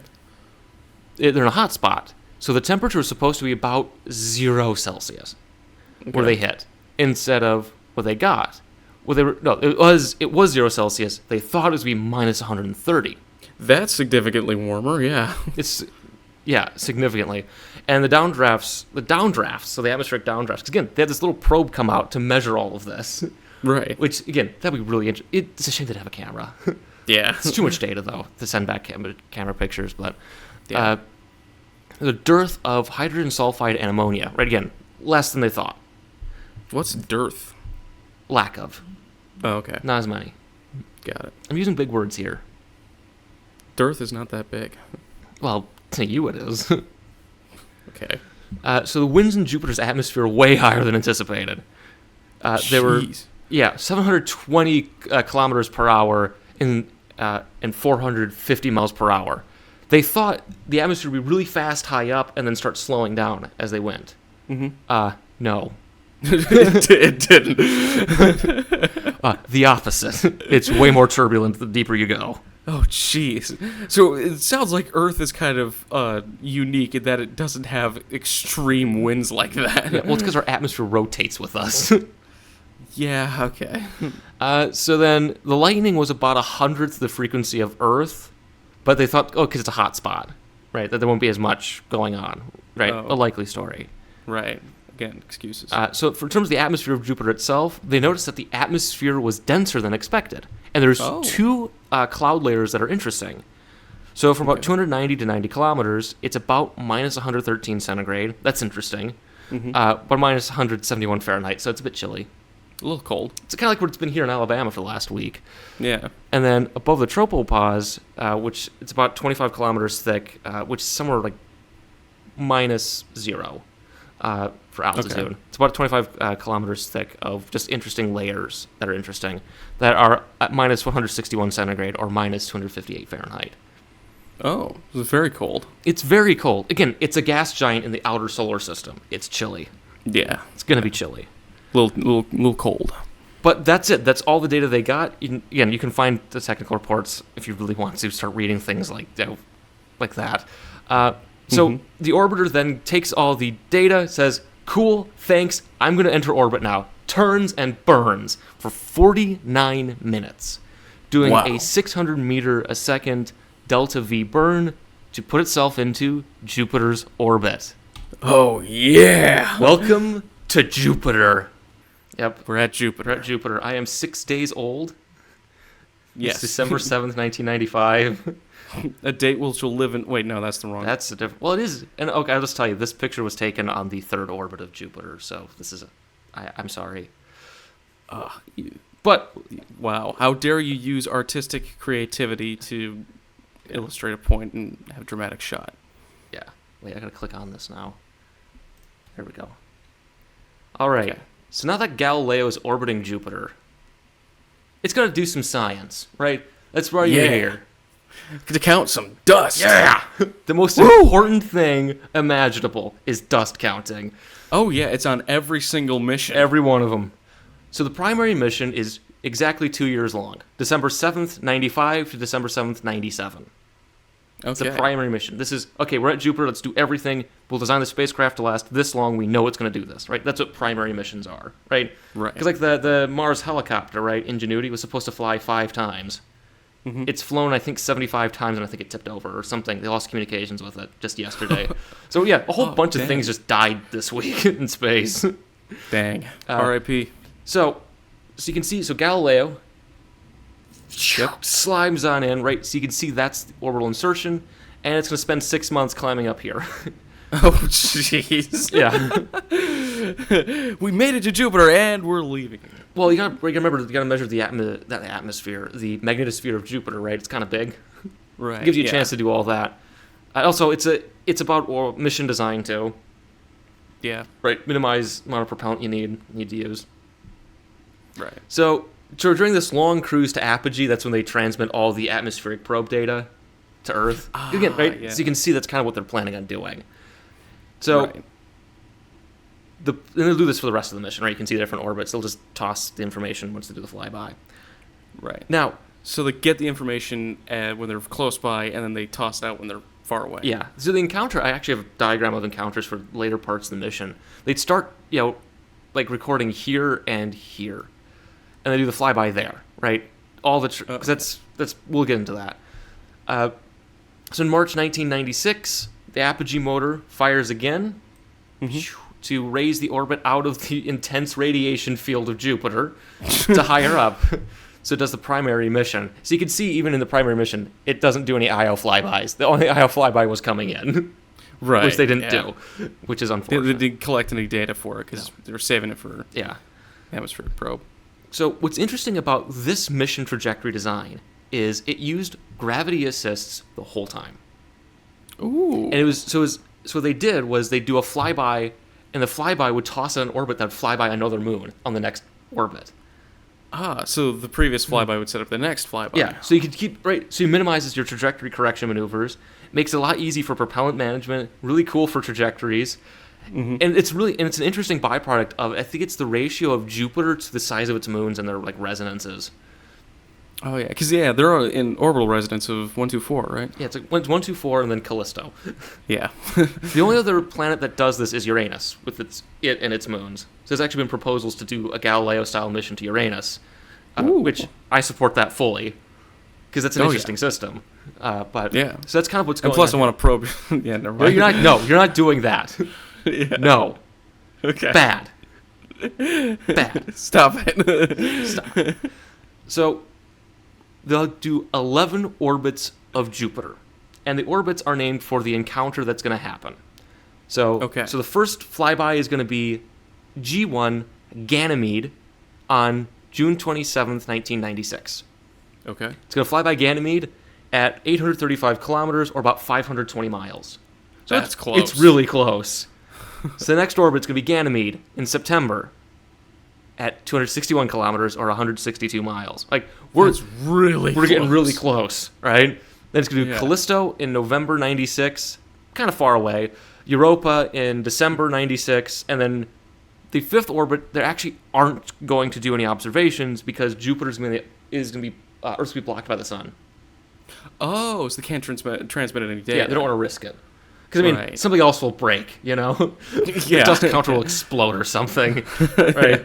Then we do another flyby of Europa in February 97, Ganymede in April and May, Callisto June and September, and then Europa in November 97. And this will make kind of the end of the primary mission for Galileo. Okay. And you can see it gets pretty close in some of these, 300 miles, 200 miles. 162 miles, yeah. It's really, you're doing flybys. These flybys, of course, toss it to the next moon, and you get some really good imagery. Because they also want to shape the flybys so when they do so it's not just the same spot they'll fly in front of. They'll do over the poles, they'll do the equator, they'll go to the side, they'll sneak up on it. Yeah, see different parts of the moons, yeah. Yeah, because, again, you're here, take pictures, learn what you can about it. Yeah. So for the next part, I'm not going to do this chronologically because it's kind of annoying. I'm instead going to talk about each moon on the way as it goes out, and then Jupiter and everything else. So extras. Ooh. So we're talking about right now. This episode's just going to be the primary mission of Galileo. Right. We're finding the monolith. Yep, that's what we're doing. Yeah. Jupiter and beyond the infinite. Exactly. Okay. So this is Io, and all the pictures I'm using are for when they were for the primary mission. So this was taken in 1996. Okay. And so this is Io. So Io looks like pizza. Yeah, just slathered up in a mess of different colors. Yeah. There's volcanoes. Its radius is about 1,820 kilometers, so about 1,200 miles. It's a bit bigger than the moon. Oh, okay. Surface gravity is a bit higher than the moon. It's 0.18 Gs. Okay. So, it's decent. And it orbits Jupiter every 2 days. It's just cooking, right? It's swirling around. And all these moons cook this pizza. Yeah, this pizza's cooking all right. And it's tide locked. So the same side faces Jupiter, because Jupiter's really big and really close. Yeah. Earth's moon is tide locked. Earth ain't that big. It's 300 times less massive. Yeah, so this thing orbits Jupiter at about 421,000 kilometers, 262,000 miles, which is about the moon's orbit. Oh, okay. So it's like the moon in a lot of ways, except everything else. Except everything else. Yeah. So Io's, I think, is one of the most distinctive moons of the Jovian system. It's pocked by volcanic features. The yellow, red, orange surface is from sulfur compounds released during volcanism. Oh, okay. Yeah. So it's just sulfur. This is just sulfur compounds, and the different colors of sulfur from different temperatures of heating. Okay. Yeah, right. So the blacker spots, that's volcanoes. Okay. And you can see different like volcanic rings from eruptions. Actually, we'll get a close-up picture of this one, I think, later on. Oh. Yeah. Okay. Its surface is changing. Galileo would record changing surface features throughout the mission. Well, yeah, it's volcanoes. It's just volcano. There aren't any craters on the thing. No, because they get surfaced over by a volcano. Yeah. So the first observations, because Galileo did take pictures, so they do the flyby of a moon, and during that period also look at the other moons, if it got a chance to. So that's how we got all these pictures of it, right? So they determined that there were over 100 active volcanoes on Io. Jeez. Yeah. So, for example, one of the biggest rapid changes was there's a 250-mile diameter dark spot formed by volcanism over the course of 5 months. So they looked at it once, and then 5 months later, this big dark spot just formed. Jeez. And what they observed is that the lava, the magma of Io, is about 2,700 degrees Fahrenheit. Oh, wow. So don't touch it. Yeah, that's hot. They also observed volcanic plumes up to 120 kilometers high. It's like 75 miles high. Which, again, if that was Earth, New Shepard does not go this high. Oh. Yes. Jeez. So it's just chucking it. Yeah. We got to remember, it's got 18% gravity. You can do that. Yeah, but still, it's chucking it. Oh, there's bigger ones. Later, we'll see bigger plumes. So when they did these flybys of the moons, what they also observed, because you're doing a flyby, right? You're doing a change in velocity. You're actually feeling the tug of gravity on it, so you can actually kind of figure out how much it weighs, roughly. Oh, right, because, mass is... and you can kind of guess the mass distribution of the internal structure based off other readings. Ooh, okay. So what they determined was that Io has an iron sulfide core that's about 900 kilometers in radius, about 560 miles. Okay, so that's a pretty hefty core. It's a decent core, and it's sifted, right? It's shaped, so it's got a crust, a mantle core. Okay. So Io also possesses an ionosphere, which fluctuates in size and intensity with the volcanic activity. Obviously, it's tossing high energy particles out of a volcano into Jupiter's magnetic field. Yeah, and it's got the most active volcano in the solar system. It's named Loki because it's Marvel fans. No, I'm not joking. It's not Marvel, but they're actually named for Hawaiian volcanoes. Actually, and one of them is named Loki. I think so. Yeah. Yeah. Interesting. So this is Io. Oh, dang. Taken during the mission. So this is what Io looks like, and you can just see all these surface features, right? Yeah. Again, that just ring of sulfur, the different shapes, the big black spot, and that is an eruption. Oh wow, it's blue. Yeah, it's the sulfur. It's the sulfur. I think it's the temperature of sulfur, and that's it's what's going on. I'm not a geochemist, just so we're clear. Jeez. But yeah, you can see there's mountains, just enormous mountains. Oh wow. Yeah. Look at that. Yeah, it's a stunning world. Yeah. Wow. So then you can see here's another image. Jeez. There's an eruption. I think one of the images has another eruption in it. It's somewhere around here, I think. Dang, look at that. Oh yeah. Look at it. It's just covered in sulfur. It's just constantly spewing out stuff. Oh, I just want to make a note here because I'm going to do this in the description, just so we're clear. So these are images from raw Galileo data, enhanced by a guy named Kevin Gill for JPL. Just want to make note of that. So these are enhanced images. What makes them enhanced? He just he pasted them together and kind of did some touch-ups on it. Because it comes in through 3 color channels, and he kind of made them to look the way they are. Okay. He stitched them. We'll see that when we look at other moons up close. He stitched some of the images together, just so we're clear. I just want to make note of that in case anyone's... it's NASA public domain for the most part, but I want to make sure we're all clear on that. But yeah, this is Io. Look at it. Look at that thing. It's just volcanism. Enormous patches of volcanic activity. Yeah. Just nothing but lava flows. Or sulfur flows. Look. There's a giant mountain there. Look at the giant mountains. Yeah, right in the Terminator. You can really see them. That's actually one of the things they did with flybys too, was make sure see if you can see the mountains, like the edges of them, so you can kind of guess how tall they are. Yeah, but I mean, these look giant. You can clearly see them. Oh yeah. It's amazing. Yeah. And they didn't even get up close with this during the primary mission. Wow. So again, there's another volcanic eruption.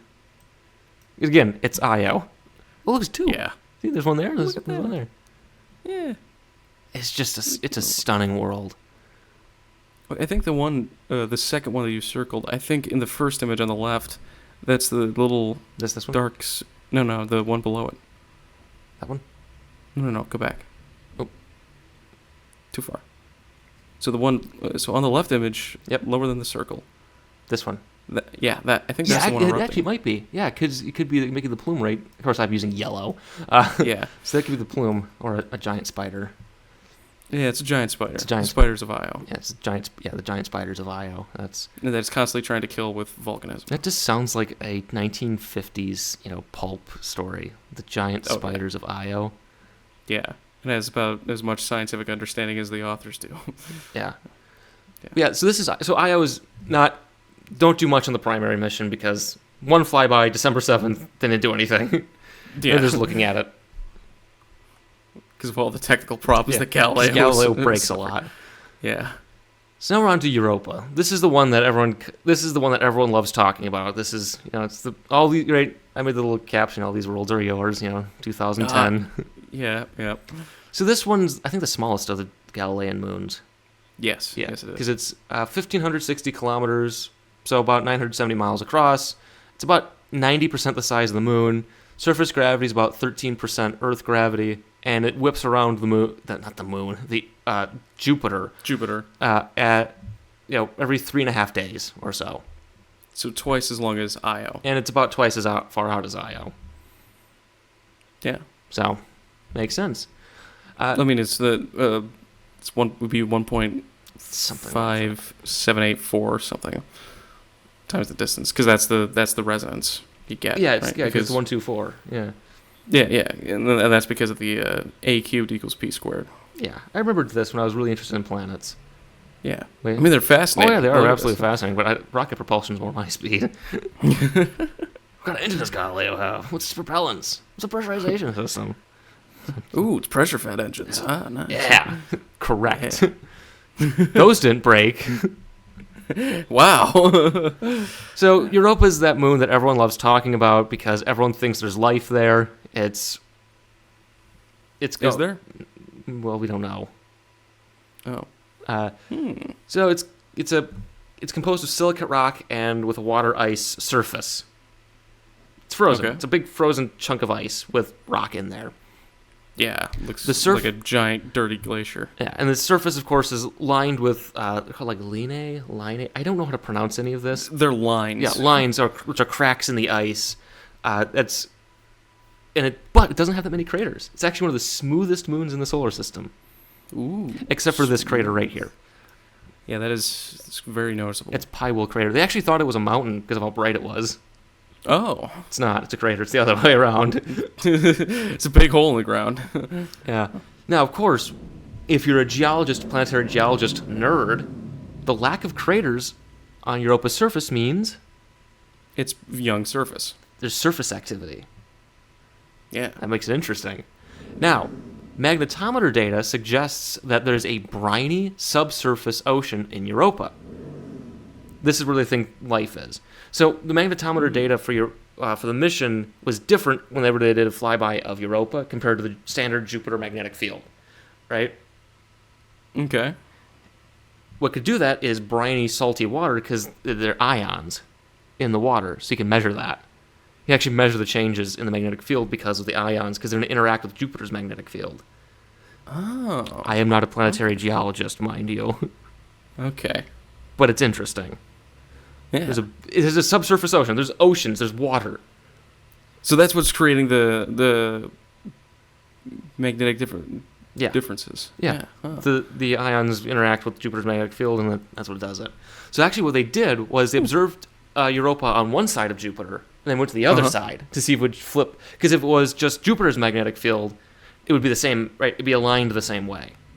Mm-hmm. When they went around to the other side, it was opposite, which means there's an internal magnetic field generated by the ocean. Oh, nice. Yeah. And then the gravitational data from when Galileo did its flybys suggests that there's an ocean. So there's an ocean under all that under ice. all the ice. Yeah. There is an ocean. Yes. Wow. Yeah. So there's also an atmosphere to Europa. Really? Yeah, it's tenuous, which means there's not much. The moon has an atmosphere, for reference. The Apollo missions made it about twice as big as it was. Oh. Not that big. So it's made of water and some other little particles. Tenuous. Yeah. But this is what Galileo saw. Oh. So these wow. are ice flows, right? Yeah. And these are compared to San Francisco. Oh, so these are big. These are city-sized chunks of ice. Jeez. And just look at that. Yeah, look at that. It's just amazing. Wow. And so it's basically just enormous amounts of icebergs just colliding with each other. Yeah, they're moving around on top of this subsurface ocean. So it's a giant frozen ocean. Yeah. Well, it's not. The ocean isn't frozen. The surface is. The underside might be liquidish. Right. So there's an ocean. There's a liquid ocean below with a solid frozen ocean on top. Yeah. Wow. And it's just huge. Just city-sized icebergs drifting around on the surface, and they do move a little bit. I don't remember specific data on that. I don't remember that part, but and again, there's San Francisco. Yeah, for comparison. Yeah, and this is another big, like, high altitude shot of Europa, and you can see this flow of something, right? This shape, these cracks. We got the little ones here. It looks like cantaloupe, in a way. Yeah, it's all just scratched up and cracked and broken and you got little they're called like sesame seeds. They're called little crater dimples that are kind of reddish. All around. What are those? I don't remember.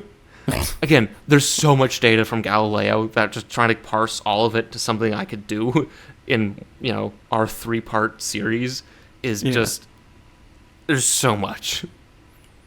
Dang. And also I have another 2 moons to talk about.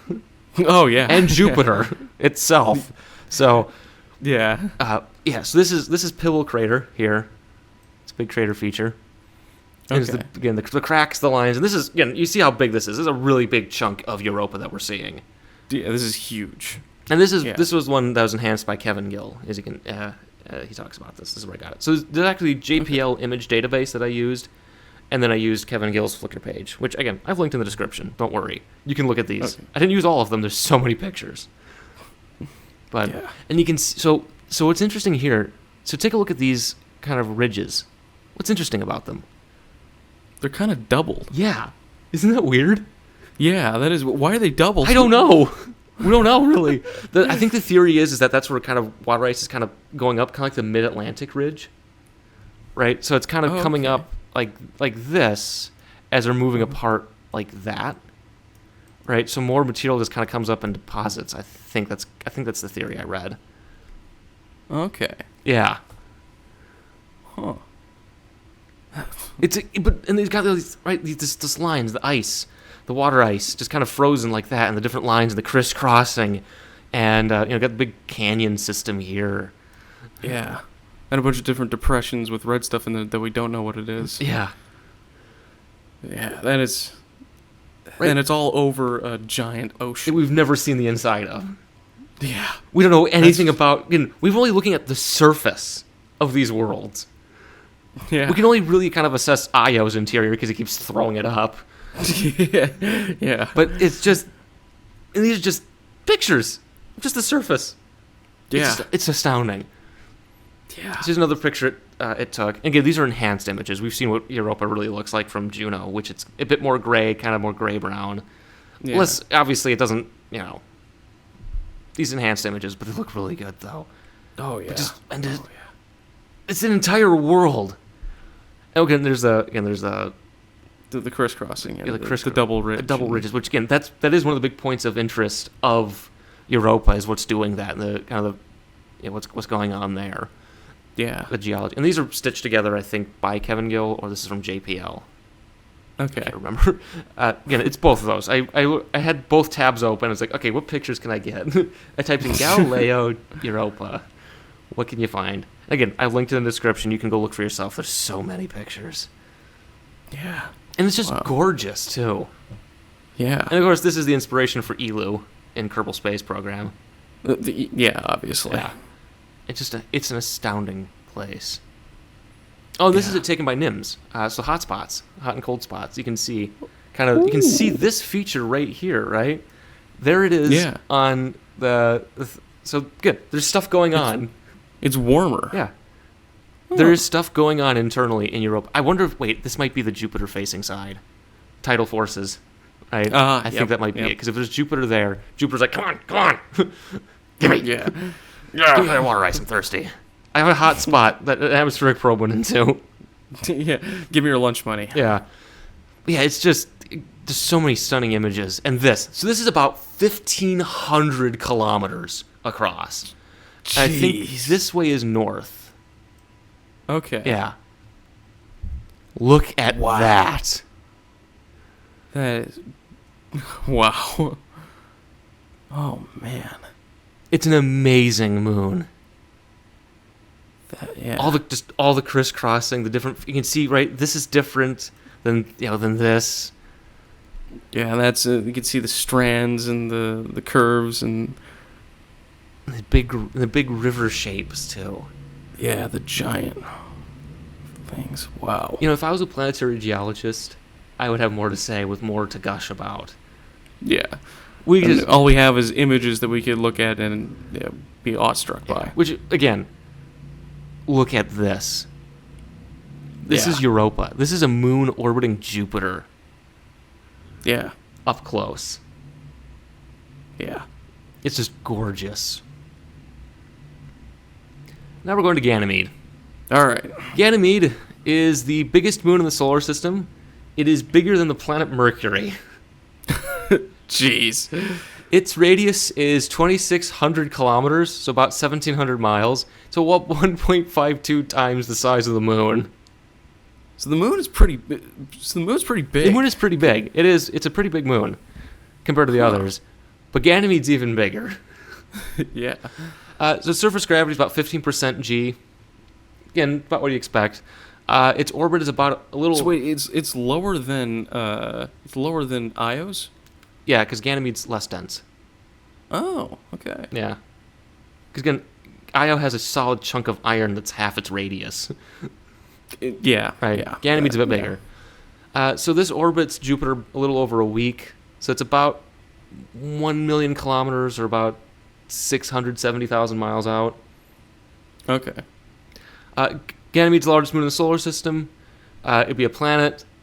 So like Europa, it's water ice, silicate ice surface composed of silicate rock, water ices. You can notice here, there's distinct light and dark regions on the surface. There's 40% light, 60% dark, or it's the other way around.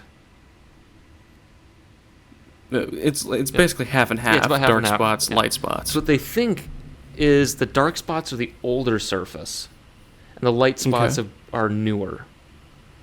I think I shorted this down. Newer. Yep. The light areas are called succulus, by the way. I thought that was interesting. That's an interesting naming convention. Yeah. So the original surface, so the light is younger, dark is older. So the lighter part's right because it's like water ice that's been kind of chopped up and flung around, whereas the darker stuff's been there baking since it formed. But the most exciting discovery that Galileo made about Ganymede is it's got a magnetic field. Oh, it has its own internal magnetic field, which is it's got an internal structure, right? Crust, mantle, core, and there's an internal dynamo that's making a magnetic field. Oh, kind of like on Earth. Oh, okay. Oh, yeah. Huh. So it's not an ocean underneath it, but rather. Well, there's an ocean. Oh, okay. There's a subsurface ocean. Yeah, there's all these ice moons have oceans under them. Wow. Yeah. Huh. Even Voyager data from the Uranian moons, Titania, Miranda, they have oceans. Pluto might have an ocean. Oh, oceans. Wow. Well, you gotta see it this way. If the surface is water ice, the mantle would probably be water, like a liquid ocean like that, right? Technically, Earth's mantle is an ocean of rock, right? Yeah. Similar thing going on there. I see. All right. I see what you mean. Yeah. So this is Ganymede. Let's see what else. Also, they noticed the craters are flattened. Why is that? Why do you think that would happen? Why would they be flattened? Would they be filled in? Yeah, it's because there's surface changes going on. Oh, okay. So I was wondering, like, how does the lighter stuff, like, what causes the lighter stuff, the younger stuff, to get chopped up? Impacts. That's it. Yeah. Impacts. Probably some internal tides going on too, right? Does this look like an impact crater to you? Yeah, that looks like an impact crater, but I mean, like the general lighter sections of the moon. Probably tidal forces, impacts, that sort of thing. Okay. Because again, it's still really strong with Jupiter's gravitational field because it's it's so big. It's so big. Yeah. And you can see more surface features here, kind of like lines, right? You kind of see them. Yeah. Tidal forces going on there. And you got these weird river shaped, like they look like river deltas of just ice. Yeah. It's so cool. Amazing. So this is the surface Oh, of Ganymede. This is we'll be up close. that's lumpy. Yeah, it's got impact craters, right? So this is Galileo kind of coming in edge on, taking pictures. You can see there's a bunch of so you have the darker inside of the crater than the lighter outside, right? That's the theory. What's going on? So it's exposing the darker surface, which is the older part. Oh, okay. Yeah. Huh. This is again NIMS taking pictures of it. You can see there's stuff going on underneath the big dark spots there. See? Oh, okay. It's not just being like warmed up more than It's got to be the lighter I spots. think it's tidal forces that are doing. Yeah, it's Jupiter's tidal forces, and again, the internal structure is probably impacting it, right? Right. Earth's continents actually do experience tides too. Ours raise about 1 to 2 feet with the moon. Oh, really? Yes. Oh. Whereas Wow. the ocean will rise, like 10 feet because it's water versus rock. Yeah. Yeah. Rock doesn't like to move all that much. Yeah. Except when it's liquid. Then it loves moving. Yeah. These are beautiful, stunning worlds. Yeah. We're just kind of I should have got more pictures. There's so many pictures. You're free to always. Viewers at home are always free to go check out these images themselves. Oh, absolutely. So then this is, again, so here's another surface feature, kind of like on Europa, right? You got all these craters, and you got this big, like, river of ice, right? They're kind of colliding, and they're doing something. There's something going on there. Yeah. Don't know why. It's just that's happening for some reason. We'll know in, like, 2030 when Juice gets there. Oh, yeah. Okay. So, yeah, but look out for that coming up soon in 2030. Yeah. So yeah, but it's just like the best part of this was looking at all the gorgeous pictures of these surfaces of these moons. Yeah. It's just so beautiful. It's like, look at that. You can see how like a bunch of the cracks even in the other sparks. These guys, crags. Yeah. Yeah. Oh, there was an image I wanted to include that I didn't get a chance to that showed a crater chain on Ganymede.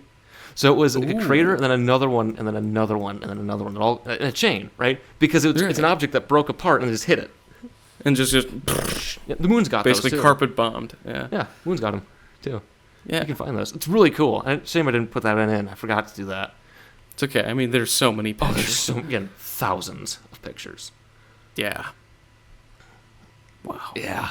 And again, just look at these lines. Yeah, look at that. They're just flowing around, and they got the darker bottom of a crater. And you got of course the top, it kind of forms back up into a mountain. Yeah, a little mountain in the middle. It's stunning. Wow. It's gorgeous. Wow. Oh, there's a crater chain, right there. Yeah. Look at that. And you just see the rivers and the shapes and the channels and the canyons, and they're just enormous too. Gotta remember, these are geologic features viewed from 600 miles up, and they're that noticeable. Yeah. Right? From a camera built in 1983. Yeah, this potato managed to capture these stunning photos. And it was put onto a VCR basically and sent back. Yeah. It's amazing. Yeah. And so is Callisto. Hey. So Callisto's kind of the other moon of the Galilean moons. Everyone talks about Ganymede, Europa, and Io because they're all, Europa's might have life, Io is volcanic, and Ganymede's huge. Callisto's kind of ignored. Oh. Unfortunately. So this guy is 2,400 kilometers, about 1,500 miles across. It's about 1.4 times the size of the moon, so it's enormous. Is that still bigger than Mercury? I think it's Or just like the same size? I think it's a bit smaller than Mercury. Okay. Yeah. Again, So it's a moon the size of Mercury. so I think it's Ganymede, Titan, Mercury. Okay. Yeah. Yeah, it makes sense. So this guy, about 13% G. It orbits Jupiter about 16 and a half days. So it takes its time. Yeah. It doesn't have the same resonance as the other inner moons. Yeah, it's not on the 124. Yeah, because it's just got to be the other guy. Yeah, it's got to be different. So it's the strangest of the Galilean moons. I'm going to say, I mean, look at it, right? Of these, it's the most of the ice moons. It doesn't look like the rest of them, does it? No, this one's definitely it's just covered in It's more white spots and impact craters. It's more impact craters, right? I mean, Io, of course, stands out among them because it's not made of water ice; it's sulfur. Yeah, but, and also just covered in volcanoes. Oh, yeah, it's a planet made of volcanoes. Yeah. So the most interesting thing I read when I was reading this was so when Galileo did its flybys, right? It measured the internal structure. It doesn't really have one. Callisto doesn't have an internal structure? It does, but it's not like the other moons, right? So the other moons, right? Europa, crust of ice, liquid ice mantle, solid rocky core. Okay. Callisto doesn't have that distinctions. Doesn't have as big a distinctions. So it's just kind of fuzzy? Yeah, it's kind of fuzzy. I mean, there's still some differentiation, but not on the same scale as the inner moons. Really? It's just far out away from Jupiter that the tidal forces don't cause that to happen, apparently. Oh. It's so weird. That is weird. It also has a subsurface ocean because, all the cool kids have them. Yeah, yeah. So Galileo, when it did its flybys, observed evidence of a magnetic field, but we don't really know if it actually exists. It could just be the subsurface ocean. Oh, okay. Yeah. Again, could be from the briny ocean or the tenuous atmosphere, which is made of carbon dioxide. And then the surface, as you noted, is more pocked with craters, right? Mm-hmm. It's most likely very old, so it's probably the original surface, and unchanging as the other moons. So it's original factory settings. Yeah. Well, pummeled surface. by rocks. Right. Wow. As compared to, Ganymede, Europa, and Io, which resurface itself every day, right? Those still have some geologic activity going on, whereas Callisto doesn't really. Wow. Yeah. So you can see it. There's just so many craters you can see. Yeah. Dang. And this is what Callisto looks like. So this crater, I think, is called Asgard. Ah, nice. There's another one called Valhalla. Nice. Good naming scheme right there. So this is, so that crater is, I think it's this guy up here. Okay. Or is it down here? I can't remember. It's the white one. It's a white crater on Callisto. It's a big one. You won't miss it. So you can see other. So you can see this crater here. Again, it doesn't really look changed compared to the others, where it looked like it kind of might have filled back in a little. This one doesn't really have that. Now, I think on this mission, in the extended mission, they do discover evidence of landslides. Oh. Yeah. It's either this one or Ganymede, they have evidence of landslides. I had a picture of it, so... Okay. Yeah, so this is what Callisto looks like. It's just craters. Yeah, and I think these ridges, you can see they're kind of radiating out. Yeah. I think they're on the opposite side of an impact crater. Oh, okay. We actually found this on Mercury. There's a massive impact crater on one side of Mercury, and then there's ridges on the other side from where because it hits it, and it's going to shake and wiggle a little bit, so it opens up on the other side a little. Oh, wow, okay. Yeah, so I think that's what might have done that. Huh. Yeah, it's so fascinating. Yeah. And we're just seeing pictures, just doing a little flyby overhead versus, landing and looking on the surface. That's the other reason why when people complain about, we're going back to the moon, we've already been there. No, we haven't. Yeah. We've explored, right? It's as if the Apollo missions landed in our backyard and took samples and left, and that's about all we've really seen of the moon, right? But for Earth, right? Earth's big and dynamic. These moons are big and dynamic. Maybe not as big and dynamic as Earth, because Earth's got oceans and deserts, and we have life. But there's still so much that's going on. Yeah. There's still so much. You can see mountain ridges. Whoa. Yeah. Look at that. Aren't they amazing? That is incredible. Yeah, as you can see, you can kind of guess how tall they are based on the images and kind of the pixel sizing.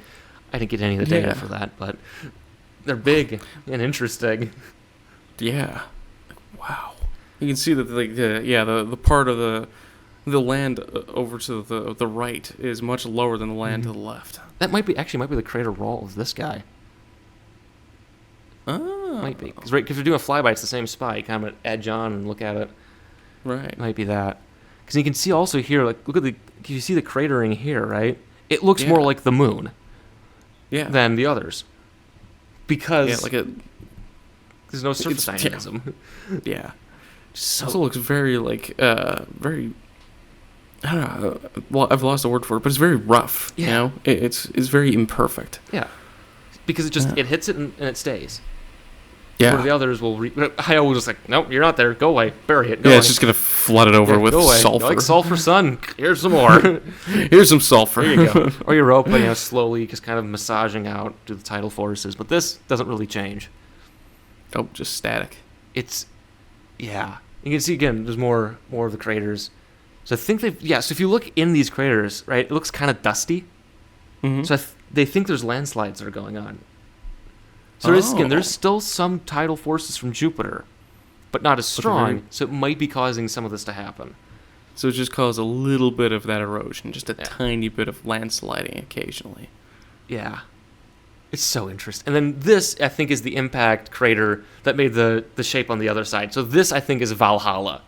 Ah, okay. Yeah, this is Valhalla crater. It's big. That looks huge. Yeah. And again, so you can see on this image here, right? There's a little crater with a mountain in here, but there's another one right next to it, right? Because there's the mountain, and then there's the edge. Yeah. It's so, and just look at it. There's just so much to see. Yeah. It's so cool. Look at that. And it's peppered. It looks kind of like ceiling, like popcorn ceiling. Yeah. That's what it looks. Yeah, it definitely has that texture. Yeah. You can also see the lines kind of at 45-degree angles over on the left. Yeah, like here. Yeah. Oh, yeah. Yeah. That's so cool. Yeah. Again, if you're a planetary geologist, seeing these pictures come in was just heaven. Must have been. Oh, yeah. It's so cool. Finally getting up close images. Like, imagine if we did send out a mission to, like, the moons of Uranus and Neptune, right? And we got images of those back. Oh, Miranda would be so cool to see because right, that one looks like it just fell apart, was put back together. It's got such dynamic features. Or the cryovolcanism on Triton. Yeah. Yeah. It'd be so cool. That would be awesome. It's big. That's what makes solar system exploration worth it. Just even the imagery alone is just astounding. Yeah. We'll talk about this at the end when we do the conclusion to the mission, but the protein made the trip worth it. Sorry, that's the only thing I could think of. Oh right, Paul, right? No. K-Pax. K-Pax. That's what I was thinking. You ate the banana. Yeah, it's one of those two. Yeah. So we're talking about what also Galileo saw, because it's not just looking at the moons and taking pretty pictures. So Jupiter observed so Galileo saw Jupiter's rings, right? It's got rings. What's going on there? I mean, Saturn's got much more interesting rings, but Jupiter's got them too. It's actually got 3 rings. It's got the big one. That's the one everyone sees. And then it's got 2 smaller rings. They're called gossamer rings. And they're on top of each other. There's a diagram on the next page. Oh, okay. Yeah. They just kind of overlap. They're really thin on top of each other. So it's theorized that they're formed from dust impacting the 4 inner moons. So not the Galilean moons. There's 4 moons even closer to Jupiter than the Galileans. Oh, okay. But that's it for the inner moons. I mean, the rest are just way out there. So they think they're from, it's Amalthea, not Almathea, Amalthea, and Thebe's orbital characteristics are related to the rings, kind of like the moon, shepherd moons, kind of. Oh, okay. Kind of like, again, what we see when we do Cassini, we talk about Saturn for 8 hours. We'll talk about shepherd moons and how the dynamics of that ring system. Okay. Because that'll be interesting. Oh, that'll be so interesting. So many good pictures from Cassini. Oh, yeah. We also observed, Galileo, were auroras. These are auroras on Jupiter. Oh, wow. Yeah. Look at that. The interesting thing is they were lower than predicted in the atmosphere. Really? Yeah. We expected to be really high up? Yeah, I guess so. Again, I'm not a planetary geologist or atmospheric dynamics guy, so I can't say, well, actually, it's supposed to be at this altitude, these kilometers with this composition, but I don't know why. It's just they were lower than anticipated. Okay. It also looks at the atmosphere and the atmospheric dynamics. Just going to say that so we can kind of get there. It also got some pictures of the 4 inner moons, but it got better pictures later on after the primary mission. Oh, okay. So we'll get to that. So let's take a look at some of these pictures. So this is the rings, right? So that halo is the intense radiation belt that the probe discovered on the way in. Oh. Yeah. Of helium. Okay. So you have the 4 inner moons, right? You got Amalthea, Adrastea, Metis, and then this is Thebe. It got cut out. And you can see so they got the main ring right there, right? So this is the main, I think this is the main ring, yeah. And it's got thinner rings out here. They're called the Gossamer rings because they're like gossamer, which is like, I forgot what it's, what am I thinking of? Like really thin fabric, right? Okay. Like in the old timey, like you know how old timey stuff they always had the little thing draped over tables and like those. Yeah. The really thin versions of that, they're called gossamer. Oh, okay. Yeah. So they're really thin rings, and they're made by interplanetary dust hitting these moons. Wow. Yeah. So basically the crumbs of these moons' meals. Yeah, just exploding. Nice. So this is Jupiter's atmosphere. So this is thermally what's going on, right? Okay. So these are storm systems. You can see there's more hot in this storm. Then there's not so hot, a bit more hot, right? You can see there's different bands to Jupiter's atmosphere from heat, chemistry, atmospheric, storms, all that. This is what the red spot looks like. It's actually cold compared to the rest of Jupiter.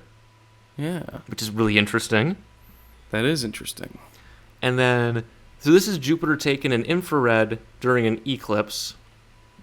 Ooh. That's lightning. I think that's lightning, yeah. And this is just the atmosphere this is what Jupiter looks like. Yeah, like that's incredible though. Look at yeah. Look how beautiful It's it is. Gorgeous. All of that going on. It's all larger than Earth.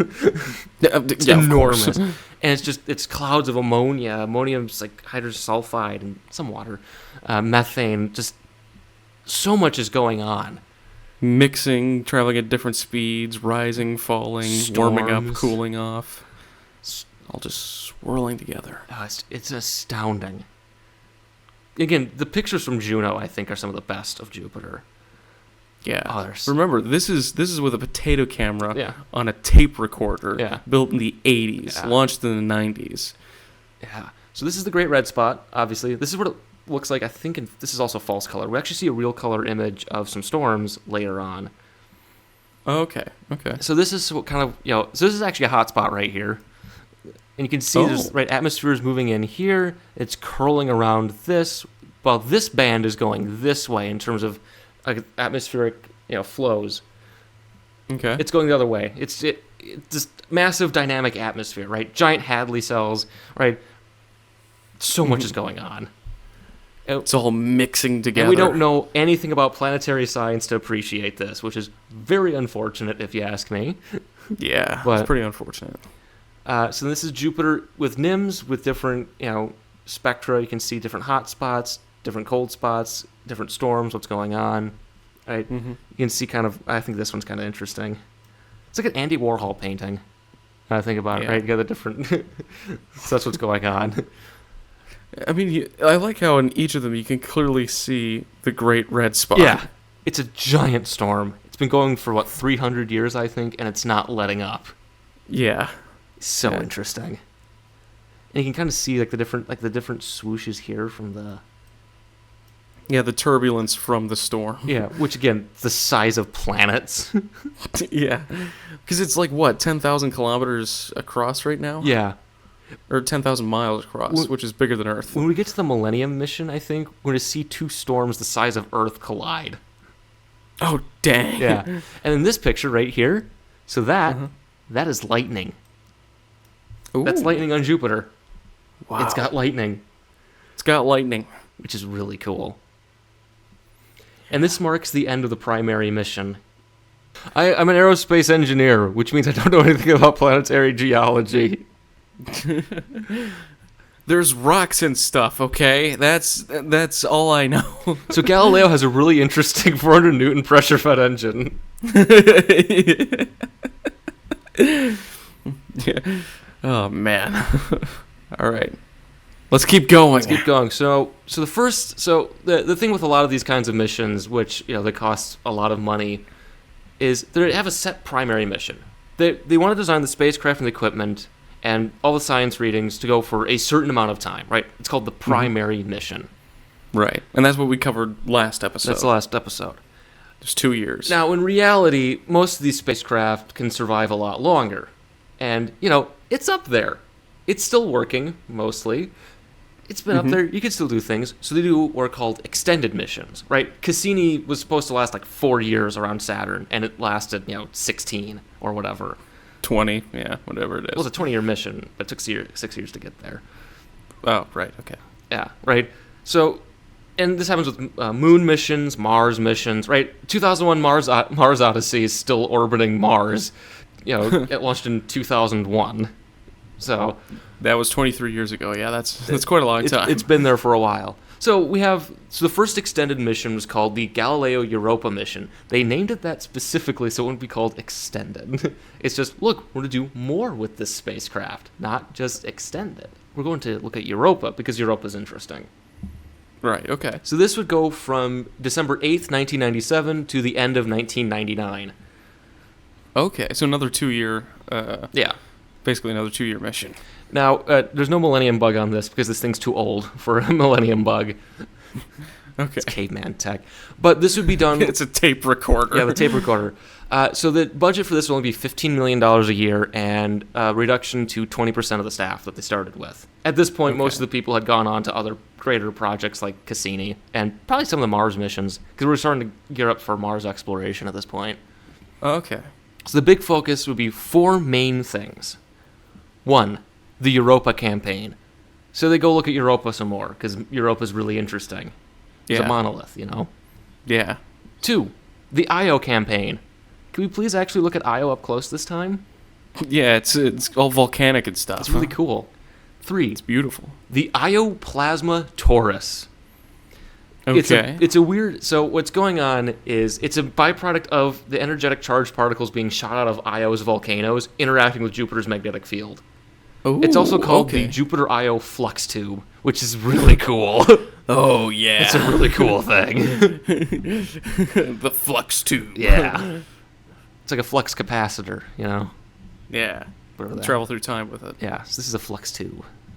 It's the flux And tube. then a Jupiter water study. They're looking for water on Jupiter. It's thirsty. A little thirsty. Yeah, Galileo's been up there for a while. 1989, this is 97. It's been up there for a while. It's getting kind of thirsty. Yeah, it needs a drink, So the other thing here is, for somewhere like Io, it's way deep into Jupiter's radiation belt. So they're actually putting more risk into the mission. Okay. Because it's already done its primary mission. Why not keep going? That's the... Right. Yeah. And they're pretty much doing the same thing, right? Flyby, flyby, flyby, flyby. Okay. So this would do 7 flybys of Europa, getting really close, if you can see, right? 122 miles above the surface, and then kind of far away. But again, it's orbital mechanics going on here. So the first flyby would actually be December 1997. So pretty much, so the last one was in November, and now they're going right back. Right. It's the next orbit. Yeah. So then technically they did Callisto flybys, but those weren't as important. The primary focus was Europa and Io. So those are done mostly to get Galileo to fly by Io, and then to do 2 Io flybys, which get really close in late 1999. Right? Yeah, jeez. Save the part which might break the spacecraft for the end. Yeah. Right? And they're getting really up close to Io. And you can see kind of the orbital plot here, what's going on, what they want to do. And you can see just kind of the dynamics, what's going on with the flybys. Yeah. Getting in real close. And this is this image here is... So this is one of the flybys. This is Europa 17, so this would have been September 1998. Okay. Right, so September 24th, 25th. So on the 25th, they'll start turning on different cameras and doing different observations to look at different things, right? UVS looking for aurora, looking at Jupiter with NIMS, looking at Europa with NIMS. And then it would counter Europa on the 26th, right? Take pictures of it and then keep going. This would look at, I guess, a torus, and then it'd start beaming back data for the next flyby. So you clear it up for the, so that's what's going on. And there's a whole document talking about, like, what angle it's coming in at, too, like, with Europa, but I don't think I included that. I should have. It's in there's like 37 references I have. It's in one of those. Okay. So these are results from the Europa mission. So the Io ones are probably the most exciting because we kind of already It's covered. Io. Yeah. So there's an incident where I-24 and I-25 almost didn't happen. Uh-oh. So on I-24, a high energy particle slammed through Galileo and caused a bit flip, Uh-oh. which caused the spacecraft to go into safe mode That's for like 4 hours. Yeah. Oh, crap. Yeah. And then it went into safe mode on I-25 as well for another reason, but they fixed that. Oh, good. But what was interesting was they got images of an active volcano on the surface with a lava curtain, so lava trail, 20 kilometers or 12 miles long. Whoa. Yeah. Unfortunately, there wasn't that much science as they were hoping because software issues. Yeah. So then Europa encounters pretty much verified what we already talked about, right? Mm-hmm. Surface ice, water ice, chunks, Right. So then they had a problem on E16 where it entered safe mode again because so the spun and despun section, which we talked about back in the beginning, Mm-hmm. there was an issue with that. There's an issue with what are called slip bearings. So there's a way because you have to talk to them, right? And Right. that spot's spinning, so you have to talk to them. And there's an issue with that they had to resolve. Uh-oh. That caused them to go to safe mode. Gosh. Oh, Jeez. so on E17, this one actually, when it's looking at Jupiter, it sees two giant white oval storms collide. Oh. Yeah. Wow. That would have been awesome to see. Oh, yeah. I have pictures of it. Oh. I have one picture. Yes. I have a few pictures of it. Okay. So during the Io campaign, near the end, since they're really close to the inner moons, they actually got pictures of them. Ooh, okay. So this is Europa in color, up close. We already looked at part of this, right? This is the big guy. Yeah. The big river. Yeah, and these are false color images. It doesn't actually look this red. We've seen real pictures from okay. Juno. It's a color correction. A lot of false color images out. Like the images of from Hubble are also enhanced, but don't tell anyone. Okay. It's our secret, guys. Keep it between us and Yeah. the internet. But yeah, so we've seen this one already. We've seen this part, but this is what it looks like in color, a lot closer.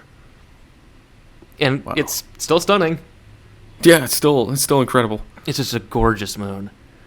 Yeah. It's beautiful.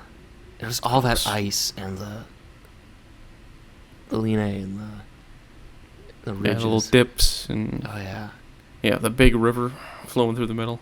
and the cantaloupe. Yeah. It's amazing. Yeah. So this is a crater or something on Europa, and then this is the What the heck? Yeah, so these are ridges up close because again, like I said before, these pictures are from this campaign specifically. So Okay. these are chronological to the best of my ability. Okay. But look at that shape. What's doing that? What is that? Why is it doing that? Yeah. It's so interesting. We gotta go back. Oh wait, we are. Yeah. Gotta go back to the future. This is more color images of Europa, and so this is kind of that river, right? Yeah. This is what it really looks like. Kind of brownish, Brown. rusty-ish. Yeah, which again, it's rock. Don't eat the brown snow. Yeah, don't eat that one. And it's amazing. And there's those ridges again. The right angle too. What's going on there? Why is it doing that? Don't know. It's amazing. Yeah. Wow. Oh, there's that crater again. There's that thing we're looking. There's that spot. Yeah. Again, this is about 1,500 kilometers long. It's stitched together by Kevin Gill. Again, want to make sure we got that in. Right. It's just... It's a shame neither of us know anything about planetary geology. Yeah. There's like some ridges, some ice, I guess, and other... There's paint lines from the roller, you can see. Yeah. Something's doing that. Got the brush strokes in there. Yeah. I left those in. It's just amazing. Yeah. But here's Io. Whoa. Yeah. So these are some up close and personal images of Io. Wow. It's right 180 miles above the surface. We're getting close. We're taking pictures. Oh, yeah. So these are different mountains on Io, right? There's Hiaka Patera, which is named for a volcano in Hawaii. There's Makes sense. Hiaka Montes. So this this is a volcano. These are calderas of the volcano, like depressions. Oh. Uh, Look weird. I know. It's so cool, though. It's So weird. it's just these big mountains of sulfur. Yeah. It's all yellow. Yeah. You got these weird features, lava flows probably. Yeah, just like cracks. It is. Wow. It's amazing. So this is Io in sodium. So that's a It's sodium. very, very bright. Yeah, it's a lot of sodium on Io. Yeah. And then there's actually aurorae. These are auroras on Io. They're near the equator. Is it supposed to do that? Well, it's in Jupiter's magnetic field really intensely, and it's emitting high-energy charged particles. It's going to make Yeah, okay. aurora. Yeah. Yeah. And so this one here, this is that volcano I pointed out to you way at the beginning. Yeah. So this part is the actual volcano. This is a caldera. Oh. It's actually a collapsed section of it. Huh. Yeah. And this is like 50 miles across. For reference, it's just enormous. And you can see here's the ring of, it's actually sulfur dioxide. Sulfur dioxide. Yeah. Like you kind of made a I made a face. Well, I didn't get a chance to draw the sun with a smiley face, so yeah. Let's move on. let's move on. So this So is that way you don't. this is Tavishtar Patera. It's called. So this is 50 Okay. kilometers, right? This is an active Yeah. volcano that Galileo observed up close as it Oh, as it wow. erupted, right? So this is actually infrared. This is an eruption. There's lava coming out of Wow. yeah. Wow. It's there's stuff going on there. Yeah. Look at that. Look at like the formation, Oh, yeah. the dips and the ridges and the flows It's yeah. and the colors. Like wow. It's an amazing dynamic world. Yeah. It's constantly repaving itself with each eruption. Yeah, it's going through a phase. It's just a volcanic phase. It's not a phase. It's permanent. yeah. I'm just like this. Gosh. Oh. Just gonna keep doing that. Yeah, it won't stop. Can't stop, won't stop. So here is an up close image of a plume of a volcano, which is I think 200 kilometers tall. Jeez. It's enormous. I think in the Millennium mission actually accidentally flew through a plume. Wow. They actually took dust samples from near plume on volcanic areas. They better have. Yeah, gotta count that dust. Gotta count it.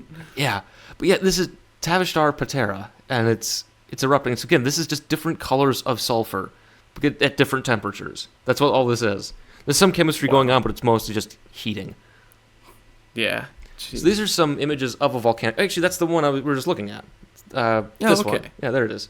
Yeah, so that's that one, right? So it's Okay. yeah, so it's taking pictures of it, and you can see here, and the description here talks about this right here is a ring of frozen sulfur dioxide from the eruption. Oh, so it snowed it basically. Yeah, because you gotta remember, it's still in space. It's a Jovian moon. It's way Yeah, out yeah. there. It's really cold. Yeah. But Yeah. yeah, it's just massive volcanism going on here. I forgot what Wow. this one was for, and these are black and white. But yes, they're looking at kind of spectra of things from NIMS. And yeah, Like, is that height maybe for This one? for D? that might Yeah, for that one. it could be because it might be because a volcanic caldera, right? Because Right, because then it just piles up around it. yeah, you Right. can see there's some volcanoes. There's so many volcanoes on Io. Yeah, it's the volcano moon. Like, what do you expect? So here's some more volcanoes on Io from the surface. Look, volcanoes and lava flows too. Wow, I never expected to see that on Io. I know, right? Volcanoes on the volcano moon? Then Unbelievable. so these are the two great ovals. So this oval is is a little bit smaller than Earth. This oval is the size of Earth. Jeez. And these two, so this is February 97. This is September 98, right? Uh-huh. They kissed and became one. They wow. merged. Jeez. And so this is what they look like in real color. This is what they actually looked like. It's a bit more Oh. orangish, reddish, right? Yeah, very dull. Kind of dullish. by Again, comparison. all the images you see are really enhanced, unfortunately. But look at that. Again, Yeah. Earth. This Earth, I'll draw Earth. Thank you. This is Earth. What's that? Oh, okay. There's the North American continent. I see. There's Cuba, and there's to the Great Lakes. Yeah. So that's Earth, and it's a storm the size of it, and it hit another storm the size of Earth, and they became one. It's amazing. Jeez. Wow. Just enormous storms. Oh, yeah. It's just, two the size of Earth merged into one. Yeah. Bigger than Earth. It's fascinating. And then, okay, so these are the moons. I got them in the wrong order. Okay. Oh. So there's Amalthea, which is, okay, it's 250 He finally spelled it correctly. Yeah, Amalthea, so it's this one. This is Amalthea. A. Okay. This is the reddest object in the solar system. Really? Yes, it is. It's communist? Yeah, the moon is red, comrades. I think it's... Or is it red to make it go faster? It might be. Or it's just embarrassed. Yeah. It's embarrassed. I think this is actually one of the last moons... I said this before. It's one of the last moons discovered with, like, telescopes.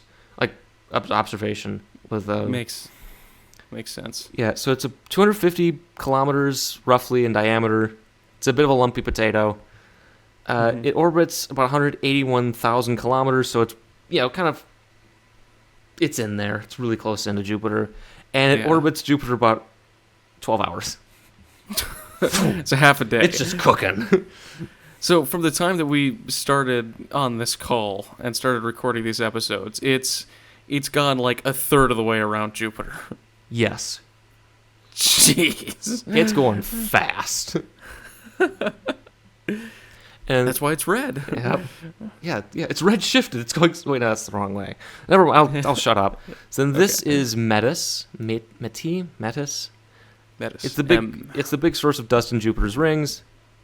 It's about 60 by 40 by 34 kilometers. It orbits even closer to Jupiter. Over about 7 hours and 9 minutes. Wow. It's going fast. It's not even a full working day. Yeah. It's so lazy. Wow. And we have Thebe here, which is a big old crater. Again, it's got a mountain that's really big and then a crater. It's giant. So this is the outer edge of the Thebe Gossamer Ring. Wow. That's, I wonder what's going on there. Don't know. So this one's about 116 kilometers maximum. It orbits farther out than Amalthea and Metis. There's also the other one, Adrastea, but that's like a circle. That's kind of blurry. That's why I didn't include a picture of it. Oh, okay. It's just like a soft spot. Yeah, it's kind of small, and it's like 20 kilometers across. So Thebe orbits about 16 hours, 12 minutes. Okay, so it's a decent amount. Yeah, so I can drive back home to Minnesota in less time than this thing takes to orbit Jupiter. Wow, that's so slow. But it's pretty close. Yeah, so the time I can drive from here back to Minnesota, Amalthea has orbited Jupiter once. Isn't that weird? Yeah. It's weird. Yeah, so this is what these look like. These are the best images we got of them so far. It's not bad. Oh yeah. There's different surface features, right? What's this? I remember reading about what the surface features were. I just kind of forgot to include those. It looks like it's blown out. Yeah. They're interesting moons. I'll say that. Yeah. One's red, so it can go super fast. Yeah. Oh, whoa. Oh, yeah. All right. So now, it's December 1999. It's the end of the millennium. Galileo's still up there, and it's still somehow alive. More science. Do some more. Woo! We got way more dust to count. Yeah, there's none. Gotta keep counting. Gotta count them all. This is called the Galileo Millennium Mission. Because it's the new millennium. Yeah. So it's going to go from January 2000 to March 2001, but that's extended to January 2003, and then to technically ends in January, but the end of mission's September. I kind of put September 2003. Yes. Wow. Yep. Okay, so the big focus on this one is focus on the interaction of solar wind and Jupiter's magnetosphere. This will be aided by the Cassini spacecraft, which flies by Jupiter in late January 2000. Oh, wow. Yes.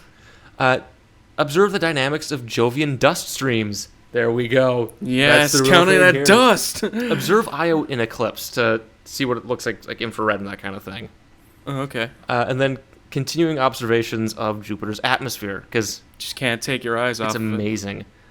So it's going to do another, 8 orbits? So it's going to do Europa, really close, 218, just 218, I guess. Just 218. More up close with Io, another one of Ganymede for fun. Do some magnetosphere work for about, 6 months, June to November 2000. 5 months, yeah. Yeah. Go back to Ganymede, do Callisto, back to Io, and then, for the final flyby, it's going to go 100 miles away from Amalthea. Wow. Okay. Now, I will note, at this point, Galileo is starting to really show its age. It's outside its operational lifetime. It's also been baked in an intense radiation environment. Things are starting to degrade. More than they already were? Yes. For example, the tape recorder failed after the observation of Amalthea. Oh. But they actually fixed it. And I remember reading this. So what they use for when it's the memory tape is moving is an LED. But at that point, the LED had faded to 40% of its brightness, so it couldn't actually read it to detect it. So what they did was they kept the LED on, because it was in space so long and the radiation messed with it, that they had it on for so long that it recrystallized in the right way. So it was brighter. It was something like that. It was some weird thing. Some weird material science magic. Star Trek stuff. Yeah, we gotta recrystallize the dilithium crystal. Yeah, something like that. So that's kind of, Galileo's is kind of breaking. So these are the orbits that it's going to do. Okay. Right, still doing more flybys, but you can kind of see they're kind of really aiming to just kind of get as much as they can out of it before it dies. Yeah. And then this is a diagram of Cassini, because Cassini's really cool. Oh, yeah. Wow. That's just loaded up with stuff. Oh, it's got a lot of things on it. Cassini's cool. So it's going packing. So this is, it's December 2000. That's when it was. What did you say before? January. I got too confused. Yeah. They're easy to confuse months, beginning at the end of the year. Yeah. Complete opposite sides of the calendar. Yeah, it's easy to confuse. Yep, so in G29, it's going to fly by Ganymede, while Cassini just barrels through the system on its way to Saturn. Just shwoom. Yep, just barreling through. So, here's some of the results from this part. Io, more volcanism. Wow. A lot more than expected. Oh, really? Yeah, so one area they anticipated would have 4 volcanoes. It had 14. Oh, jeez. Yeah, it's a lot. At one point, they accidentally flew through the limb of a plume that was 500 kilometers in size. Jeez. It got through the edge of so it. It's just... It's so what part of it's 500 kilometers? Is it 500 kilometers tall? Yeah. 500 kilometers... Oh, wow. Or, I think it was both, because it's like spherical, yeah. Oh, jeez. Yeah, it's amazing. God. They also confirmed that Io has no magnetic field. Okay. Because Jupiter just melted, I guess. Yeah. So, Europa, they discovered that its magnetic field varies based on the moon's position around Jupiter. Oh, okay. Ganymede, there really wasn't much they were doing. They're mostly focusing on the Cassini encounter and that. So they took some pictures of Ganymede. They did some magnetic field data, but not much as interest in Ganymede itself. Okay. And then with Callisto, they took pictures of Asgard, Valhalla, and Bran craters. But the Callisto flybys were mostly to set up the Io encounters. Okay. So they saw Bran in his wheelchair, right? I have not seen enough Game of Thrones to know, but I know that's what that guy is, right? Yeah, you know enough. I know enough. So let's get more some more pictures of this system. Okay. It's amazing. Look, recent sulfur volcanism on Io. So there's a big depression, I think it's a cave-in or something like that. That's about 100 kilometers across. Jeez. Yeah. Yeah, no, just half the state just sunk one day, Mm-hmm. So then, as you can see, there's more hot spots. Those are all volcanoes. And they think this is a shield volcano that they discovered. Again, another one. Look at that, another volcano on the volcano planet. I know, weird. It's bizarre. Yeah, it's unexpected. It's just volcano. Hey, what's that? Oh, that's a volcano. That's a volcano. Oh, what's that? That's a volcano. Wow. What about that? Oh, that's a mountain. Really? No, it's a volcano. It's amazing. And this is like a up close look at a caldera or something like that. But the chemistry here is what interests me most, because yeah, it's weird. yeah, it's oranges and reds and yellows, and then the kind of the And, greenish black. greens. Yeah. Now, again, some of this is false color imagery. Remember, it's enhanced. Right. But right. it's just so But weird looking. It has an outline in parts, Yeah. like a dark line going around it. It's so weird. Yeah. You know what's really depressing? What? So there was actually a mission proposal called the Io Volcano Observer. That was Yeah? going to be one of the big missions. I think it was part of the Discovery program. That was not funded in favor of the 2 next Venus missions, Oh. which is a big bummer if you ask me, considering I think the outer planets are more interesting, but Yeah. that's just me. A normal person. That's just you. Yeah. So here's more. So here's some mountains. Sorry. Look at those. Look at It's that. just big old mountains. Giant mountains. Huge piles of rocks. And sulfur. And look, there's another caldera. Yeah. Radagast Patera. Radagast! Radagast. Sounds like, yeah, that sounds like some 1820s guy. Radagast. What are you doing on that machine? On that contraption? Yeah, he pulls on a pocket watch. I'm going to this place, digging for gold. It's a penny farthing. Yes. And then you got Tohill Mons right here. Mhm. And Shadow, because it's on the side Yeah, of it's on the Io. Terminator. Look, a shield volcano. What, on the volcano world? I know. There's a bunch of sulfur and just lava flows too. Look at those. Yeah. It's amazing. Wow. And with this coloring, it looks kind of like a mountain range with snow on top of it. On the bottom images. Yeah. Yeah. But you look at this one. Oh, there's a big red-orange spot because it's a volcano on Io. Yeah. It's just amazing. They were just erupts and then snows sulfur dioxide. Yeah. And so this is, again, another shot of Io. It's all the pictures of Io are different. Oh, look at that mountain. Yeah, look at that. Look at those Mountain. mountains. Look how tall that one must be because it's behind it's in the shadow. Yeah. Entirely. Man. Wow. It's an amazing world. And then you have Europa. Yeah, and then, yeah, there's Europa. Yeah. Oh, and this is Amalthea up close again. Amalthea. Yep. And this is also the limb of Io, because I found this one that looked really good. Oh, yeah. Yeah. It's so cool. Wow. So many volcanoes. So much sulfur. It's so interesting. This is the Great Red Spot with one of the moons. What? Jeez. Oh, man. Oh, wow. Isn't that cool? It got this shadow. Yep, there's a shadow. Actually, I was thinking of putting some images from Cassini when Cassini did the flyby, because you could see the moons. Yeah, I yeah. should have done that.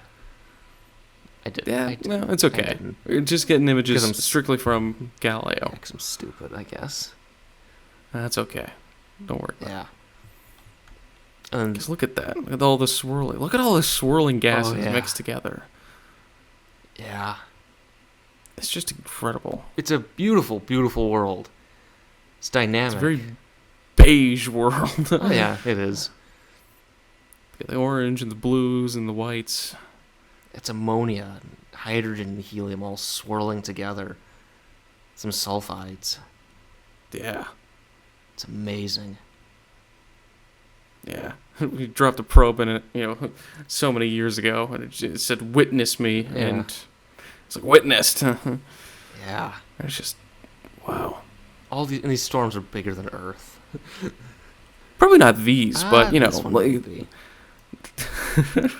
that one might be. But I mean, they're still giant. Oh, yeah. These storms are bigger than the moons that orbit them. Those moons are huge. They're the size of planets. It's amazing. It really is. Yeah. Yeah, we're actually gorgeous worlds. Because we're actually at this is the end. We're at the end. That's all, folks. So at 11:47 in the morning Pacific Daylight Time on September 21st, 2003, Galileo plunged into the atmosphere of Jupiter and burned up. Wow. Normally, for like the Mariner probes, they're just left in orbit. In fact, I think Mariner 9 crashed into Mars recently, or at least should have. Oh, but with this one, nice. they wanted to crash it into Jupiter, so it wouldn't contaminate Europa. Because all these worlds are yours except Europa. Make no attempt. Yeah. Galileo spent 13 years, 11 months, and 3 days in space. Wow. Yeah. The culmination of something that happened on January 7th, 1610. Which is amazing to think about. Nearly 400 years before. Yeah, 393. Yeah. And you can see all the models and all the diagrams are updated to match the current state of it. Yeah. So this is actually taken in the Von Karman Auditorium, where they do a bunch of these announcements and show all these big pictures from images coming in. And they did the countdown. So again, you can see here, so this, I think it's, a minute and 20 seconds before it hits. But it'd still take about an hour for the data to come back to confirm it. Yeah. Wow. And I want to emphasize here, we are at the end of mission. Haha, hey. But there's so many more images you can see of Jupiter and its moons up close and personal. The data is just endless. This is, the first mission to orbit Jupiter. Yeah. It learned so much and opened up a lot to see. Yeah. Got up close images of all of these different moons and showed what those worlds are like. And it's just, we're scratching the surface of them, too. That's the thing. Right? Yeah. We go there and see, okay, this is what it looks like. Why? Yeah. Right? Why are those ridges like that on Europa? Look at all this volcanism. What's doing that? Why is there a magnetic field on Ganymede? What are these rings on Callisto from? Right? Yeah. Again, if we were to talk about all the results from Galileo, we'd be sitting here for the next 3 years, just going through all of it. We're not going to do that. So NTRS has a bunch of data. Have fun, though, with trying to figure out how to search through that. I look at Google Scholar. Sometimes it helps to find data. JPL has a document database you can look through. Also an image gallery. That's where I got a lot of my images from. So in terms of results, which we discussed quite a few, these are the top 10 as determined by NASA. Number 1. The descent probe measured atmospheric elements and found that they are different than the sun. So Jupiter's atmosphere is different than the sun's in terms of composition. So Jupiter is not the sun. Okay. Yes. But what it really means is Jupiter has evolved since it formed from the solar nebula. Oh. That's what that means. Okay. Yes. Okay. Right? This is the first observation of ammonia clouds and on another planet. Ooh. Yeah. Okay. So it just hadn't been discovered before. Yeah. But we're first up close to look at them. We theorized that they existed, but now you confirm them. Okay. Io's volcanism is 100 times that of Earth's. Jeez.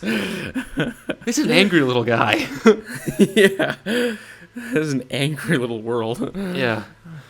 Io's complex plasma interactions within its own atmosphere include support for currents and coupling with Jupiter's atmosphere. So it's actually, they're like holding hands atmospherically. It's a really weird, again, this is why that mission being canned is disappointing to me. Because it's a weird dynamic system that's going on. Dang. Evidence supports the existence of liquid oceans on Europa. Yeah, having having those materials in that ocean swirling around, creating the magnetic field, yeah. Ganymede has a distinct magnetic field. Good job, Ganymede. Yep, it's interesting. Europa, Ganymede, and Callisto have liquid saltwater layers. Yeah, and obviously Io does not. No, well, it might have. It's gone now. Threw it out. Chucked that out into space a while ago. Yeah. Europa, Ganymede, and Callisto have evidence of a surface-bound exosphere. So they have a little atmosphere. Okay. Io does too. It's made of sulfur. Like everything else. Yeah, the floor is sulfur, the ceiling is sulfur, arguably the air we're breathing is sulfur. Yep. Jupiter's ring system is formed by dust from interplanetary meteorites impacting the inner moons. The outermost ring is actually 2. Yeah, I mean, that makes sense. That's why it's so faint. Yeah. And then Galileo spent enough time in Jupiter's magnetic field to identify its global structure and dynamics. Wow. Yeah. Yeah, because think about it, 13 years, 11, almost 14 years, right? Yeah. Jupiter orbited the sun once. Well, you got to remember, it time. reached Jupiter in 1995. So it was around Jupiter for about half a year. Or most of a year. Right? 8 years out of 11 8 years or 12. Yeah, so about half a year or so, a little more. Yeah, so but 2/3 of a year. So yeah, I was able to observe Jupiter's magnetic field, characterize it, observe some dynamics. And it's so fascinating. Yeah. So this is so Galileo is one of a kind, but it won't be anymore. Yeah. Right now, there is the Juno spacecraft orbiting Jupiter. It was launched in 2011, and it's just looking at the poles, actually, of Jupiter. So that's what it's focusing on. Yeah, it examines Jupiter's magnetosphere, atmosphere, and polar magnetosphere. Okay. Yeah. And it's been returning images of the Galilean moons. We've seen some of them. Io and Europa most recently. Mm-hmm. Yeah, there's also an image of Ganymede, right? Oh, really? From Juno. I thought it was. Oh, okay. Yeah. Juno's going on. It's a really cool mission. It's really interesting. Yeah. And it's just so many stunning images of Jupiter. And to think Juno Cam was an add-on for public relations. Wow. Right now, the Jupiter Icy Moons Explorer is heading on its way to Jupiter. It launched back in April of last year, in 2023, and it's going to examine the icy moons again. Nice. It's going to do similar flybys of Europa, Callisto, and Ganymede, and it's actually going to enter orbit around Ganymede in December 2034. Oh, wow. So it's staying around it? Yeah, they're going to crash it into Ganymede at the end of mission. Wow. Yep. It's also... like 20 years from now. Yeah. Well, actually, in 10 years from now, it'll be on its way to getting ready to orbit Ganymede. Yeah, this spacecraft, by the way, weighs like 6 tons at liftoff. It's really big and heavy. I imagine. I mean, you're going there to do all of this stuff, so you need it. And you know what's funny? It has a tape recorder on it? No. Oh, okay, good. This antenna here, the big long guy, got stuck. It got stuck? During deployment, yes. Oh, no. Oh, no. They fixed it. Don't worry. It's deployed. But there actually were some pictures from JUICE after it launched. You could actually see the antenna and it was stuck. So it's on its way to Jupiter right now. It's going to take 100 months to get there. It's a lot of months. Well, again, it weighs 6 metric tons. Nothing can toss it to Jupiter directly. Oh. Not even SLS, I don't think. Really? Yeah. I don't think so. So it's going to do multiple Earth and Venus flybys, even more than Galileo did. Oh, so it's not going to do the Vega. It's going to be It's like a lot Vega. That's more what it's like. Yeah, so that's coming up. Actually, I think it's coming up to one of them. Yeah, it's really. Yeah, and actually, Cassini on its way to Saturn did Vega as well. Oh, okay. Because it worked the first time. Might as well work the second. Exactly. Yeah. So then, right now, being built at JPL, the same place that built Galileo, is Europa Clipper. Ooh. Which is going to launch in October of this year. Ooh. It's going to fly up on a Falcon. There's a big debate on if we should fly on SLS versus Falcon Heavy. And I'll tell you, there was an interesting debate. So how long do you think Europa Clipper is going to take to get to Jupiter? 2 years? 6 years.